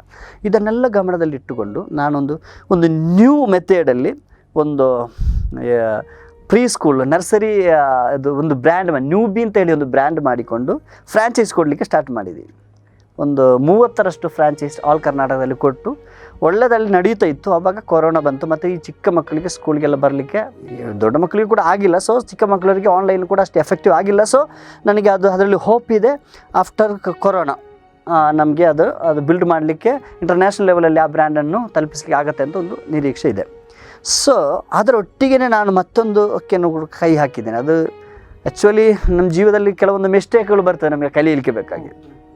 ನಮ್ಮ ಫ್ರೆಂಡ್ಸ್ಗಳನ್ನು ಕೆಲವೊಂದು ಫ್ರೆಂಡ್ಸ್ಗಳನ್ನೆಲ್ಲ ಸೇರಿಸಿಕೊಂಡು ನಾವು ಒಂದು ಮಿಲ್ಕ್ ಕಂಪನಿ, ಒಂದು ಕೌ ಫಾರ್ಮ್ ಮಾಡಿಕೊಂಡು ಒಂದು ದೊಡ್ಡ ಮತ್ತು ಹೈಟೆಕ್ ಫಾರ್ಮ್ ಮಾಡಿಕೊಂಡು ಒಂದು 200 ಹಸುಗಳನ್ನು ನಾವೇ ಅಲ್ಲಿ ಸಾಕಿಕೊಂಡು ಅದರಿಂದ ಮಿಲ್ಕ್ ಪ್ರೊಡಕ್ಷನ್ ಮಾಡಿಕೊಂಡು ಅದರದ್ದು ಗೀ, ಪನ್ನೀರ್, ಬಟರ್ ಮಿಲ್ಕ್ ಅಂತ ಹೇಳಿ ಎಲ್ಲ ಅದರ ಪ್ರೊಡಕ್ಷನ್ ಎಲ್ಲ ಮಾಡಿಕೊಂಡು ಫ್ಯೂಚರ್ಲಿ ಎಕ್ಸ್ಪೋರ್ಟ್ ಕೂಡ ಮಾಡ್ಬೋದು. ಈಗ ನಮಗೆ ಪ್ರೀಮಿಯಂ ಮಿಲ್ಕ್ ಅಂತ ಹೇಳಿಕೊಂಡು ನಾವು ಕೆಲವೊಂದು ಫ್ಲ್ಯಾಟ್ಗಳಿಗೆಲ್ಲ ಸಪ್ಲೈ ಮಾಡ್ಬೋದು ಅಂತ ಹೇಳಿ ಕಾನ್ಸೆಪ್ಟ್ 5 CRದು ಒಂದು ಪ್ರಾಜೆಕ್ಟ್ ಸ್ಟಾರ್ಟ್ ಇಲ್ಲ, ನಾನು ಹೇಳ್ತಾ ಇರ್ತೇನೆ ಸರ್.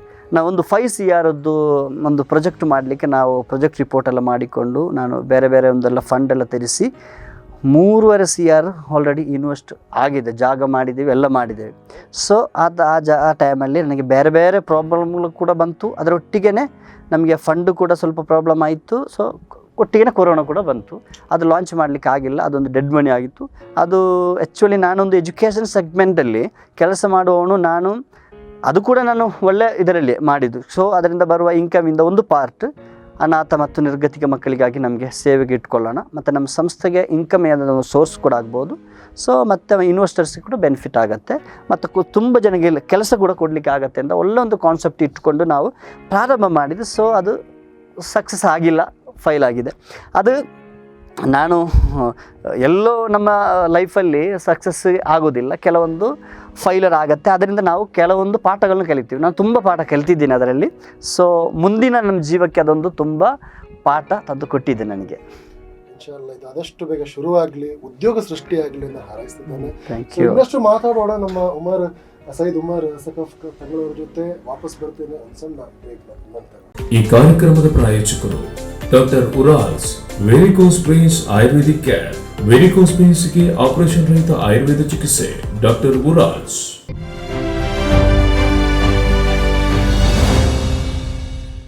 ಬ್ರೇಕ್ನ ಬಳಿಕ ಕಾರ್ಯಕ್ರಮಕ್ಕೆ ಮತ್ತೊಮ್ಮೆ ಆತ್ಮೀಯ ಸ್ವಾಗತ. ನೀವು ನೋಡ್ತಿರುವಂತಹ ಚಾನೆಲ್ ಸ್ಪಂದನ ಚಾನೆಲ್, ಹಾಗೂ ನೀವು ನೋಡ್ತಿರುವಂತಹ ಕಾರ್ಯಕ್ರಮ my autograph with RJ Errol. And ಇವತ್ತಿನ ವಿಶೇಷ ಅತಿಥಿ ಉಮರ್ ಅಸಕಾಫ್ ತಂಗಳವರು ನಮ್ಮ ಜೊತೆ ಇದ್ದಾರೆ. ಕಾರ್ಯಕ್ರಮಕ್ಕೆ ಮತ್ತೊಮ್ಮೆ ಆತ್ಮೀಯ ಸ್ವಾಗತ. Thank you sir.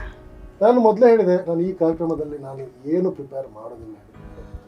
ಒಬ್ಬ ವ್ಯಕ್ತಿಯನ್ನು ನೋಡುವಾಗ ನಾನು ಅನ್ಕೊಂಡೆ ಇವರು ಸಾಮಾನ್ಯವಾಗಿ ಏನು ಮಾಡ್ತಾರೆ, ಸ್ವಲ್ಪ ಸೇವೆ ಮಾಡ್ತಾರೆ ಅಥವಾ ಬೋಧನೆ ಮಾಡ್ತಾರೆ ಆ್ಯಂಡ್ ಸ್ವಲ್ಪ ಹೆಲ್ಪ್ ಮಾಡ್ತಾರೆ ಅಂತ ಅನ್ಕೊಂಡೆ.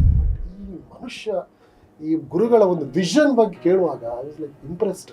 13 ಕಂಟ್ರೀಸ್ಗಳಿಗೆ ಹೋಗಿ ಒಂದು ಉದ್ಯೋಗ ಅವಕಾಶ ಸೃಷ್ಟಿ ಮಾಡಬೇಕೆಂಬ ಒಂದು ದೊಡ್ಡ ಉದ್ದೇಶದಿಂದ ಒಂದು ಹಾಲಿನ ಉದ್ಯಮಕ್ಕೆ ಇವರು ಇಳಿತಾರೆ. ತೊಂದರೆ ಆಗುತ್ತೆ, ಆದರೂ ಕೂಡ ಆದಷ್ಟು ಬೇಗ ಶುರು ಮಾಡ್ತೇನೆ ಎಂಬ ಛಲ ಇವರಲ್ಲಿದೆ. ವಿದ್ಯಾರ್ಥಿಗಳಿಗೆ ಧಾರ್ಮಿಕ ಶಿಕ್ಷಣ ಬೇಕೇ ಬೇಕು, ಜೊತೆಗೆ ಲೌಕಿಕ ಶಿಕ್ಷಣ ಕಲೀಲೇಬೇಕು ಉದ್ದೇಶದಿಂದ ಶಾಲೆ ಆರಂಭ ಮಾಡ್ತಾರೆ. ತನಗೆ ಓದ್ಲಿಕ್ಕಾಗಿಲ್ಲ, ಬಟ್ ಮಕ್ಕಳು ಓದಲಿ, ಅಥವಾ ತಾನು ಓದ್ಲಿಕ್ಕಾಗದಿದ್ರು ಕೂಡ ಹಠ ಬಿಡದೆ ಕೇರಳಕ್ಕೆ ಹೋಗಿ ಟ್ರೈನಿಂಗ್ ಪಡೆದುಕೊಂಡು ಬರ್ತಾರೆ. ಬಿಲಿಯನರ್ ಮೈಂಡ್ ಸೆಟ್ ಬಗ್ಗೆ ಹೇಳಿದ್ರೆ ನನಗೆ ಆಗ್ಲೇ ಕೇಳಬೇಕಿತ್ತು, are you a billionaire? But you have no sir, now actually I hope mindset billionaire ಇದೆ. ಸೊ ನನಗೆ ಅದು ಸಮಾಜಕ್ಕೆ ಸೇವ್ ಮಾಡ್ಲಿಕ್ಕೆ ಬೇಕಾಗಿ ಹಣ ಕೂಡ ಬೇಕಾಗತ್ತೆ. ಒಳ್ಳೆ ಕೆಲಸ ಮಾಡಲಿಕ್ಕೆ ಹಣ ಬರುವುದು ಒಳ್ಳೆಯದೇ, ಕೆಟ್ಟ ಕೆಲಸ ಮಾಡಲಿಕ್ಕೆ ಹಣ ಬರುವುದು ಕೆಟ್ಟದೇ, ನಮ್ಗೆಲ್ರಿಗೂ ಗೊತ್ತಿದೆ. ಸೊ ಒಳ್ಳೆಯದು ನಿಯತ್ತಲ್ಲಿ ಕೆಲಸ ಮಾಡಬೇಕಾದ್ರೆ ಹಣ ನಮಗೆ ಇಂಪಾರ್ಟೆಂಟ್. ಸೊ ಆಗಬೇಕು ಅಂತ ಹೇಳಿ ನನಗೆ ಒಂದು ಆಸೆ ಇದೆ, ಹಾಗೆ ಬಿಡ್ತೇನೆ ಅಂತೇಳಿ ಒಂದು ಹೋಪ್ ಕೂಡ ನನಗೆ ಇದೆ. ಮತ್ತು ಟ್ರೈನಿಂಗ್ಗಳ ಬಗ್ಗೆ ಹೇಳಿದ್ದೇಳೆ ಸರ್. ಟ್ರೈನಿಂಗ್ಗಳು ನಾನು ಬೇರೆ ಟ್ರೈನಿಂಗಲ್ಲಿ ಅಟೆಂಡ್ ಆಗಿದ್ದೀನಿ. ಬಿಲಿಯನರ್ ಮೈಂಡ್ಸೆಟ್ ಟ್ರೈನಿಂಗ್ ಅಟೆಂಡ್ ಆಗಿದ್ದೀನಿ. ಟ್ರೈನರ್ಸ್ ಟ್ರೈನಿಂಗ್ ಪ್ರೋಗ್ರಾಮು ಅವರದ್ದೇ ನಾನು ಅಟೆಂಡ್ ಆಗಿದ್ದೀನಿ. ಮತ್ತು ಸರ್ಟಿಫೈಡ್ ಬಿಸ್ನೆಸ್ ಲೀಡರ್ ಅಂತ ಹೇಳಿ ಒಂದು 6 months ಕೋರ್ಸ್ ನಾನು ಟ್ರೈನಿಂಗ್ ಅಟೆಂಡ್ ಆಗಿದ್ದೀನಿ. ಮತ್ತು NLP ಸೇಲ್ಸ್ ಮಾಸ್ಟ್ರಿ ಅಂತ ಹೇಳಿ ಒಂದು ಟ್ರೈನಿಂಗ್ ಅಟೆಂಡ್ ಆಗಿದ್ದೀನಿ. NLPದೇ ನಾನು ಅದರ ಬೇಸಿಕ್ ಟ್ರೈನಿಂಗ್ ಕೂಡ ಪಡೆದಿದ್ದೀನಿ. ಸೊ ಆನಂತರ ಬೇರೆ ಸ್ಕಿಲ್ ಡೆವಲಪ್ಮೆಂಟ್ ಇದು ಬೇರೆ ಟ್ರೈನಿಂಗ್ಗಳು ನಾನು ಪಡೆದಿದ್ದೀನಿ. ಸೊ ನಾನು ಬೇರೆಯವರಿಗೆ ನಾನು ಕಲಿತ ವಿಷಯಗಳನ್ನು ನಾನು ಟ್ರೈನ್ ಮಾಡ್ತಾಯಿದ್ದೀನಿ. ಟ್ರೈನ್ ಮಾಡೋಕ್ಕೋಸ್ಕರ ನಾನು ಬೇರೆ ಕಂಟ್ರಿ, ಈಗ ದುಬೈಯಲ್ಲಿ, ಸೌದಿಯಲ್ಲಿ, ಕತರಲ್ಲಿ ನಾನೆಲ್ಲ ಹೋಗಿ ಟ್ರೈನಿಂಗ್ ಪ್ರೋಗ್ರಾಮ್ ಮಾಡಿದ್ದೀನಿ. ನಾನು ಅಲ್ಲಿ ಸ್ಟಾರ್ ಹೋಟೆಲ್ಗಳಲ್ಲಿ ಮಾಡಿದ್ದೀನಿ, ಇಲ್ಲಿ ಕೂಡ ಓಷನ್ ಪರ್ಲಲ್ಲಿ ಮಾಡಿದ್ದೀನಿ, ಮತ್ತು ಇಲ್ಲಿರುವಂಥ ಸ್ಟಾರ್ ಹೋಟೆಲ್ಗಳಲ್ಲಿ ಕೂಡ ನಾನು ಮಾಡಿದ್ದೀನಿ. ಸೊ ಇದರ ಉದ್ದೇಶ ಕೂಡ ಅಷ್ಟೇ. ನನಗೆ ತುಂಬ ನಮ್ಮ ಇಲ್ಲಿ ಅಬ್ದುಲ್ ಕಲಾಂ ಒಂದು ಮಾತು ಹೇಳ್ತಾರೆ, ನಮ್ಮದು ಭಾರತದ ಸ್ಟ್ರೆಂತ್ ಏನಂತ ಹೇಳಿದರೆ ಯುವಜನರು. ಸೊ ನಮ್ಮ ವೀಕ್ನೆಸ್ ಏನಂತ ಹೇಳಿದ್ರೆ ವಿಷನರಿ ಲೀಡರ್ಸ್ ಕಮ್ಮಿ ಇದೆ ಇಲ್ಲಿ ಅಂತೇಳಿ, ವಿಷನ್ ಇರುವ ಜನಗಳು ಕಮ್ಮಿ ಇದ್ದಾರೆ ಅಂತೇಳಿ ಅವರೊಂದು ಮಾತು ಹೇಳ್ತಾರೆ. ಸೊ ಅದು ನನಗೆ ತುಂಬ ಒಂದು ಮಾತು ತುಂಬ ಇದಾಗಿದೆ. ಸೊ ಯಾರ ಹತ್ರ ನಮ್ಮೀಗ PUC ಮಕ್ಕಳ ಹತ್ರ ಕೇಳಿದರೆ, ಡಿಗ್ರಿ ಮಕ್ಕಳ ನಿನಗೆ ಏನಾಗಬೇಕಪ್ಪ, ಅವರ ತಂದೆ ಡ್ರೈವರ್ ಆಗಿದ್ದರೆ ಕೆಲವೊಂದು ಮಕ್ಕಳು ಹೇಳುವಂಥದ್ದು ನನಗೆ ಡ್ರೈವರ್ ಆಗಬೇಕು, ಇಲ್ಲದ್ರೆ ನಾನು ಸ್ಕೂಲಲ್ಲಿ ಒಮ್ಮೆ ಇದರ ಬಗ್ಗೆ ರಿಸರ್ಚ್ ಮಾಡಲಿಕ್ಕೆ ಸ್ಕೂಲ್ ಮಕ್ಕಳಿಗೆ, ಚಿಕ್ಕ ಮಕ್ಕಳಿಗೆ ಒಂದು ನಾನು ಟ್ರೈನಿಂಗ್ ಇಟ್ಕೊಂಡಿದ್ದೆ. ಸೊ ನಾನು ಮಕ್ಕಳಲ್ಲಿ ಕೇಳುವಾಗ ಎಲ್ಲ ಮಕ್ಕಳು ಹೇಳುವಂಥ ಮ್ಯಾಕ್ಸಿಮಮ್ ಮಕ್ಕಳು ಹೇಳುವಂಥದ್ದು, ತಂದೆ ಆಟೋ ರಿಕ್ಷಾ ಡ್ರೈವರ್ ಆಗಿದ್ದರೆ ಅವರ ಮಕ್ಕಳು ಹೇಳುವಂಥದ್ದು ನನಗೆ ಆಟೋ ರಿಕ್ಷಾ ಡ್ರೈವರ್ ಆಗಬೇಕು ಅಂತೆ, ತಂದೆ ಲಾರಿ ಡ್ರೈವರ್ ಆದರೆ ಮಕ್ಕಳು ಹೇಳೋದು ಲಾರಿ ಡ್ರೈವರ್ ಆಗಬೇಕು ಅಂತ. ಸೊ ನಮ್ಮ ಟೀಚರ್ಸ್ ಆಗಲಿ, ನಮ್ಮ ಪೇರೆಂಟ್ಸ್ ಆಗಲಿ, ನಮ್ಮ ಸೊಸೈಟಿ ಆಗಲಿ ಮಕ್ಕಳಿಗೆ ವಿಷನ್ ಬಿಲ್ಡ್ ಮಾಡುವ ವಿಷಯಲ್ಲಿ ಥಿಂಕ್ ಮಾಡ್ತಾ ಇಲ್ಲ ಸರ್. ಆ್ಯಕ್ಚುಲಿ ಇದು ತುಂಬ ಖೇದಕರ ನಮಗೆ. ಸೊ ವಿಷನ್ನ ಬಗ್ಗೆ ಮಾತನಾಡಿದರೆ, ನನಗೆ ಆ ಗೋಲ್ ಇದೆ ಅಮ್ಮ, ಈ ಗೋಲ್ ಇದೆ ಅಮ್ಮ, ಇಲ್ಲದ ಟೀಚರ್ ನನಗೆ ಅಂಥದ್ದು ಮಾಡಬೇಕು ಅಂತ ಹೇಳಿದರೆ ಅವರನ್ನು ಅವರು ಕಂಪ್ಲೀಟ್ ಏನು ಮಾಡ್ತಾರೆ, ಡಿಮೋಟಿವೇಶನ್ ಮಾಡ್ತಾರೆ. ಯಾಕಂದರೆ ನಿನಗಿಂತ ಅದು ಸಾಧ್ಯ ಇಲ್ಲ, ಫಸ್ಟ್ ಕಲಿ ಅಂತ ಹೇಳಿ ಅವರನ್ನು ಸ್ವಲ್ಪ ಆ ಥರ ನನಗೆ ಕೆಲವೊಂದು ಯುವಕರನ್ನು ಮೋಟಿವೇಶನ್ ಕೊಟ್ಟು ಅವರಿಗೆ ವಿಷನ್ ಸೆಟ್ ಮಾಡಿಕೊಂಡು ನಮ್ಮ ಕಂಟ್ರಿಗೆ, ನಾನು ಯುವಕರಿಗೆ ಯಾವಾಗ ಹೇಳೋದು, ನಮ್ಮದು ಎಕ್ಸ್ಪೋರ್ಟ್ ಆಗುತ್ತೆ, ನಮ್ಮ ಸ್ಕಿಲ್ಗಳೆಲ್ಲ ಎಕ್ಸ್ಪೋರ್ಟ್ ಆಗುತ್ತೆ. ನಮ್ಮ ಕಂಟ್ರಿಗೆ ನಾವು ನಮ್ಮ ಸ್ಕಿಲ್ಗಳನ್ನು ಉಪಯೋಗ ಮಾಡಿಕೊಂಡು ಇಲ್ಲಿ ಏನಾದರೂ ನಮ್ಮ ಕಂಟ್ರಿ ಡೆವಲಪ್ ಮಾಡುವ ಸ್ಥಿತಿಗೆ ನೀವು ಬೆಳೀಬೇಕು ಅಂತ ಹೇಳಿ ಅವರ ವಿಷನ್ಗೋಸ್ಕರ ನಾನು ಕೆಲವೊಂದು ಪ್ರೋಗ್ರಾಮ್ಗಳನ್ನು ಮಾಡ್ತಾಯಿದ್ದೀನಿ ಸರ್. All the best. ಇದು ಆದಷ್ಟು ಜಾರಿ ಆಗಲಿ ಅಂತ ನಾನು ಹೋಲ್ ಹಾರ್ಟೆಡ್ಲಿ ವಿಶ್ ಮಾಡ್ತಿದ್ದೇನೆ. Thank you sir, thank you. So ನಿಮ್ಮ ಸಂಸ್ಥೆ ಬಗ್ಗೆ ಹೇಳಿದ್ರಿ, ನಿಮ್ಮ ವಿಷನ್ ಬಗ್ಗೆ ಹೇಳಿದ್ರಿ, ನಿಮ್ಮ ಕೆಲಸಗಳ ಬಗ್ಗೆ ಹೇಳಿದ್ರಿ. ಇಟ್ ವಾಸ್ ಅಮೇಝಿಂಗ್, ಭಾಳ ಖುಷಿ ಆಯಿತು. ಒಂದು ಸಣ್ಣ ಕ್ವಶನ್ ಕೇಳಿಕ್ಕಿದೆ. 2009 ಫಸ್ಟ್ ಟೈಮ್ ನೀವು ಫಸ್ಟ್ ಕಂಟ್ರಿ ದುಬೈ ಅಲ್ಲ ವಿಸಿಟ್? ಹೌದು. ಹೇಗೆ ಅನಿಸಿದ್ದು ಫಸ್ಟ್ ಫ್ಲೈಟ್ ದುಬೈ ಇಲ್ಲದ ಮೇಲೆ ಏನು ಮಾಡಿದ್ರಿ, ಹೇಗಾಯಿತು, ಸೊ ಶೇರ್ ಮಾಡ್ಬೋದಾ? ಖಂಡಿತ. ಅದು ನನಗೆ ನನ್ನ ಲಾಂಗ್ ಜರ್ನಿ ಕೂಡ ಫಸ್ಟ್ ಆಗಿತ್ತು, ಫ್ಲೈಟಲ್ಲಿ ಕೂಡ ಅದು ಫಸ್ಟ್ ಆಗಿತ್ತು. ಹೌದು. ಮಂಗಳೂರಿಂದ ಫ್ಲೈಟ್ ಹತ್ತಿದ್ದೆ ನಾನು. ಫ್ಲೈಟಲ್ಲಿ ಅಲ್ಲಿ ನಮಗೆ ಫುಡ್ ಬರುತ್ತೆ. ಫಸ್ಟ್ ಬರುವಾಗ ನಮಗೆ ಅಲ್ಲಿ ಏನು ಕೊಡ್ತಾರೆ, ಏನು ಮಾಡಬೇಕು ಏನು ನನಗೆ ಐಡಿಯಾ ಇಲ್ಲ. ಸೊ ನಾನು ಪಕ್ಕದಲ್ಲಿರುವವನ್ನೆಲ್ಲ ಫಾಲೋಅಪ್ ಮಾಡ್ತಾಯಿದ್ದೆ. ಅಲ್ಲಿ ಫುಡ್ ಕೊಟ್ಟಾಗ ಅವರು ಹೇಗೆ ಓಪನ್ ಮಾಡ್ತಿದ್ರು ಅದೇ ಥರ ನಾನು ಓಪನ್ ಮಾಡಿದ್ದೆ.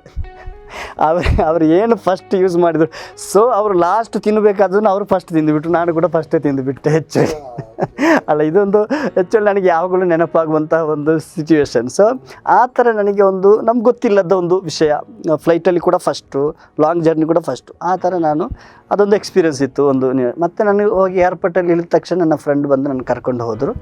ಸೊ ಫಸ್ಟಲ್ಲಿ ನೋಡುವಾಗ ಅಬ್ರೋಡೆಲ್ಲ ನಮಗೆ ದುಬೈಯಲ್ಲಿ ನೋಡುವಾಗ ಸ್ವಲ್ಪ ಜಾಸ್ತಿ ಮೋಟಿವೇಶನ್ ಆಯಿತು. ಸೊ ಇಂಥದ್ದೆಲ್ಲ ಪ್ರಪಂಚದಲ್ಲಿ ಇದೆ ಅಲ್ವಾ ಅಂತ ಹೇಳಿ ನನಗೆ ಖುಷಿ ಆಯಿತು ಸರ್. ಹೋಗಿದ್ದೀನಿ. ಸೊ 13 ಕಂಟ್ರೀಸ್ ಹೋಗಿದ್ದೀರಾ. ಚೈನಾಕ್ಕೆ ನೀವು 3 ಸಲ 4 ಸಲ ಹೋಗಿದ್ದೀನಿ. ನೆಕ್ಸ್ಟ್ ಟೈಮ್ ಹೋಗ್ತೀರಾ ಪ್ಲಾನ್? ನಾನು ಈ ಕೊರೋನಾ ಅಲ್ಲಿ ಸ್ಟಾರ್ಟ್ ಆಗೋದಕ್ಕೆ ಒಂದು 2 ತಿಂಗಳ ಹಿಂದೆ ಹೋಗಿ ಬಂದದ್ದು ನಾನು. ಏನು ಫಿಟ್ನೆಸ್ ಮೇಂಟೈನ್ ಮಾಡ್ತೀರಿ, ಏನು ತಿಂತೀರಾ ನೀವು? So Young and so fit. So sir, ನಾನು ಈಗ ಇತ್ತೀಚೆಗೆ ನಾನು ಸ್ವಲ್ಪ ಹೆಲ್ತ್ ಕಾನ್ಷಿಯಸ್ ಆಗಿದ್ದೀನಿ. ಸೊ 1 ಅವರ್ ನಾನು ಯಾವಾಗಲೂ ಎಕ್ಸಸೈಸ್ ಮಾಡ್ತೀನಿ.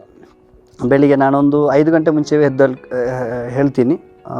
ಆ ನಂತರ ನನ್ನದು ಸ್ವಲ್ಪ ಪ್ರೇಯರ್ ಇದೆಲ್ಲ ಆದ ತಕ್ಷಣ ನಾನು ನಡೀಲಿಕ್ಕೆ ಸ್ಟಾರ್ಟ್ ಮಾಡಿದ್ದೀನಿ. 1 ಗಂಟೆ ನಾನು ನಡೀತೀನಿ, ಎಕ್ಸಸೈಸ್ ಮಾಡ್ತೀನಿ.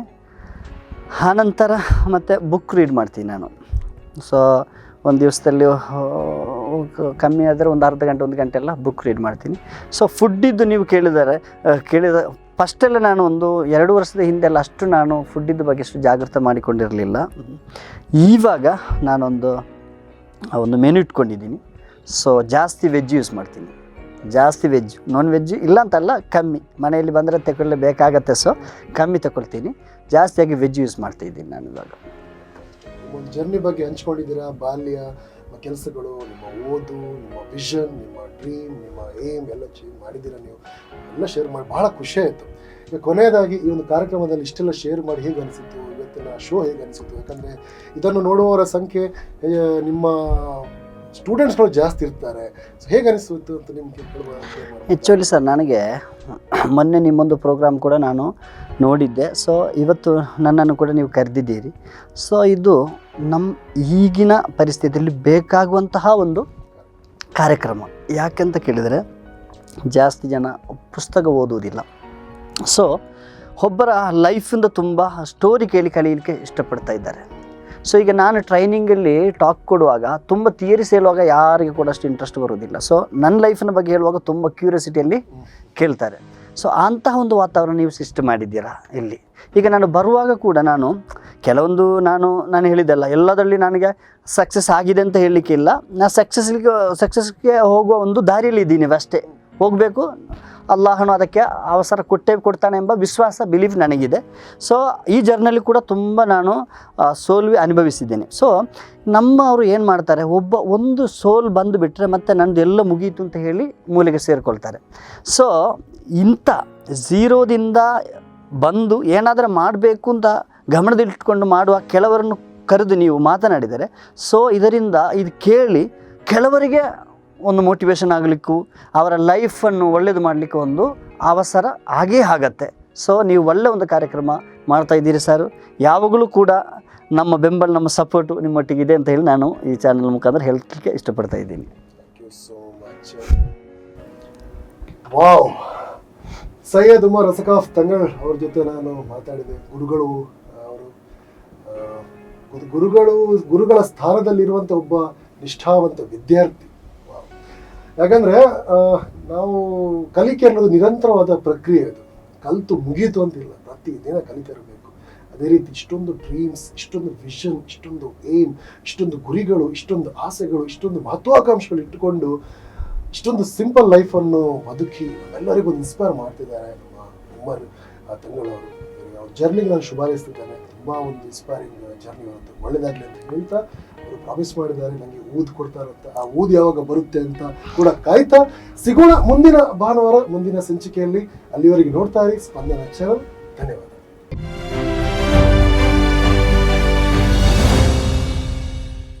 ಈ ಕಾರ್ಯಕ್ರಮದ ಪ್ರಾಯೋಜಕರು doctor Urals varicose veins ayurvedic care. Varicose ವೇನ್ಸ್ಗೆ ಆಪರೇಷನ್ ರಹಿತ ಆಯುರ್ವೇದ ಚಿಕಿತ್ಸೆ ಡಾಕ್ಟರ್ ಉರಾಲ್ಸ್.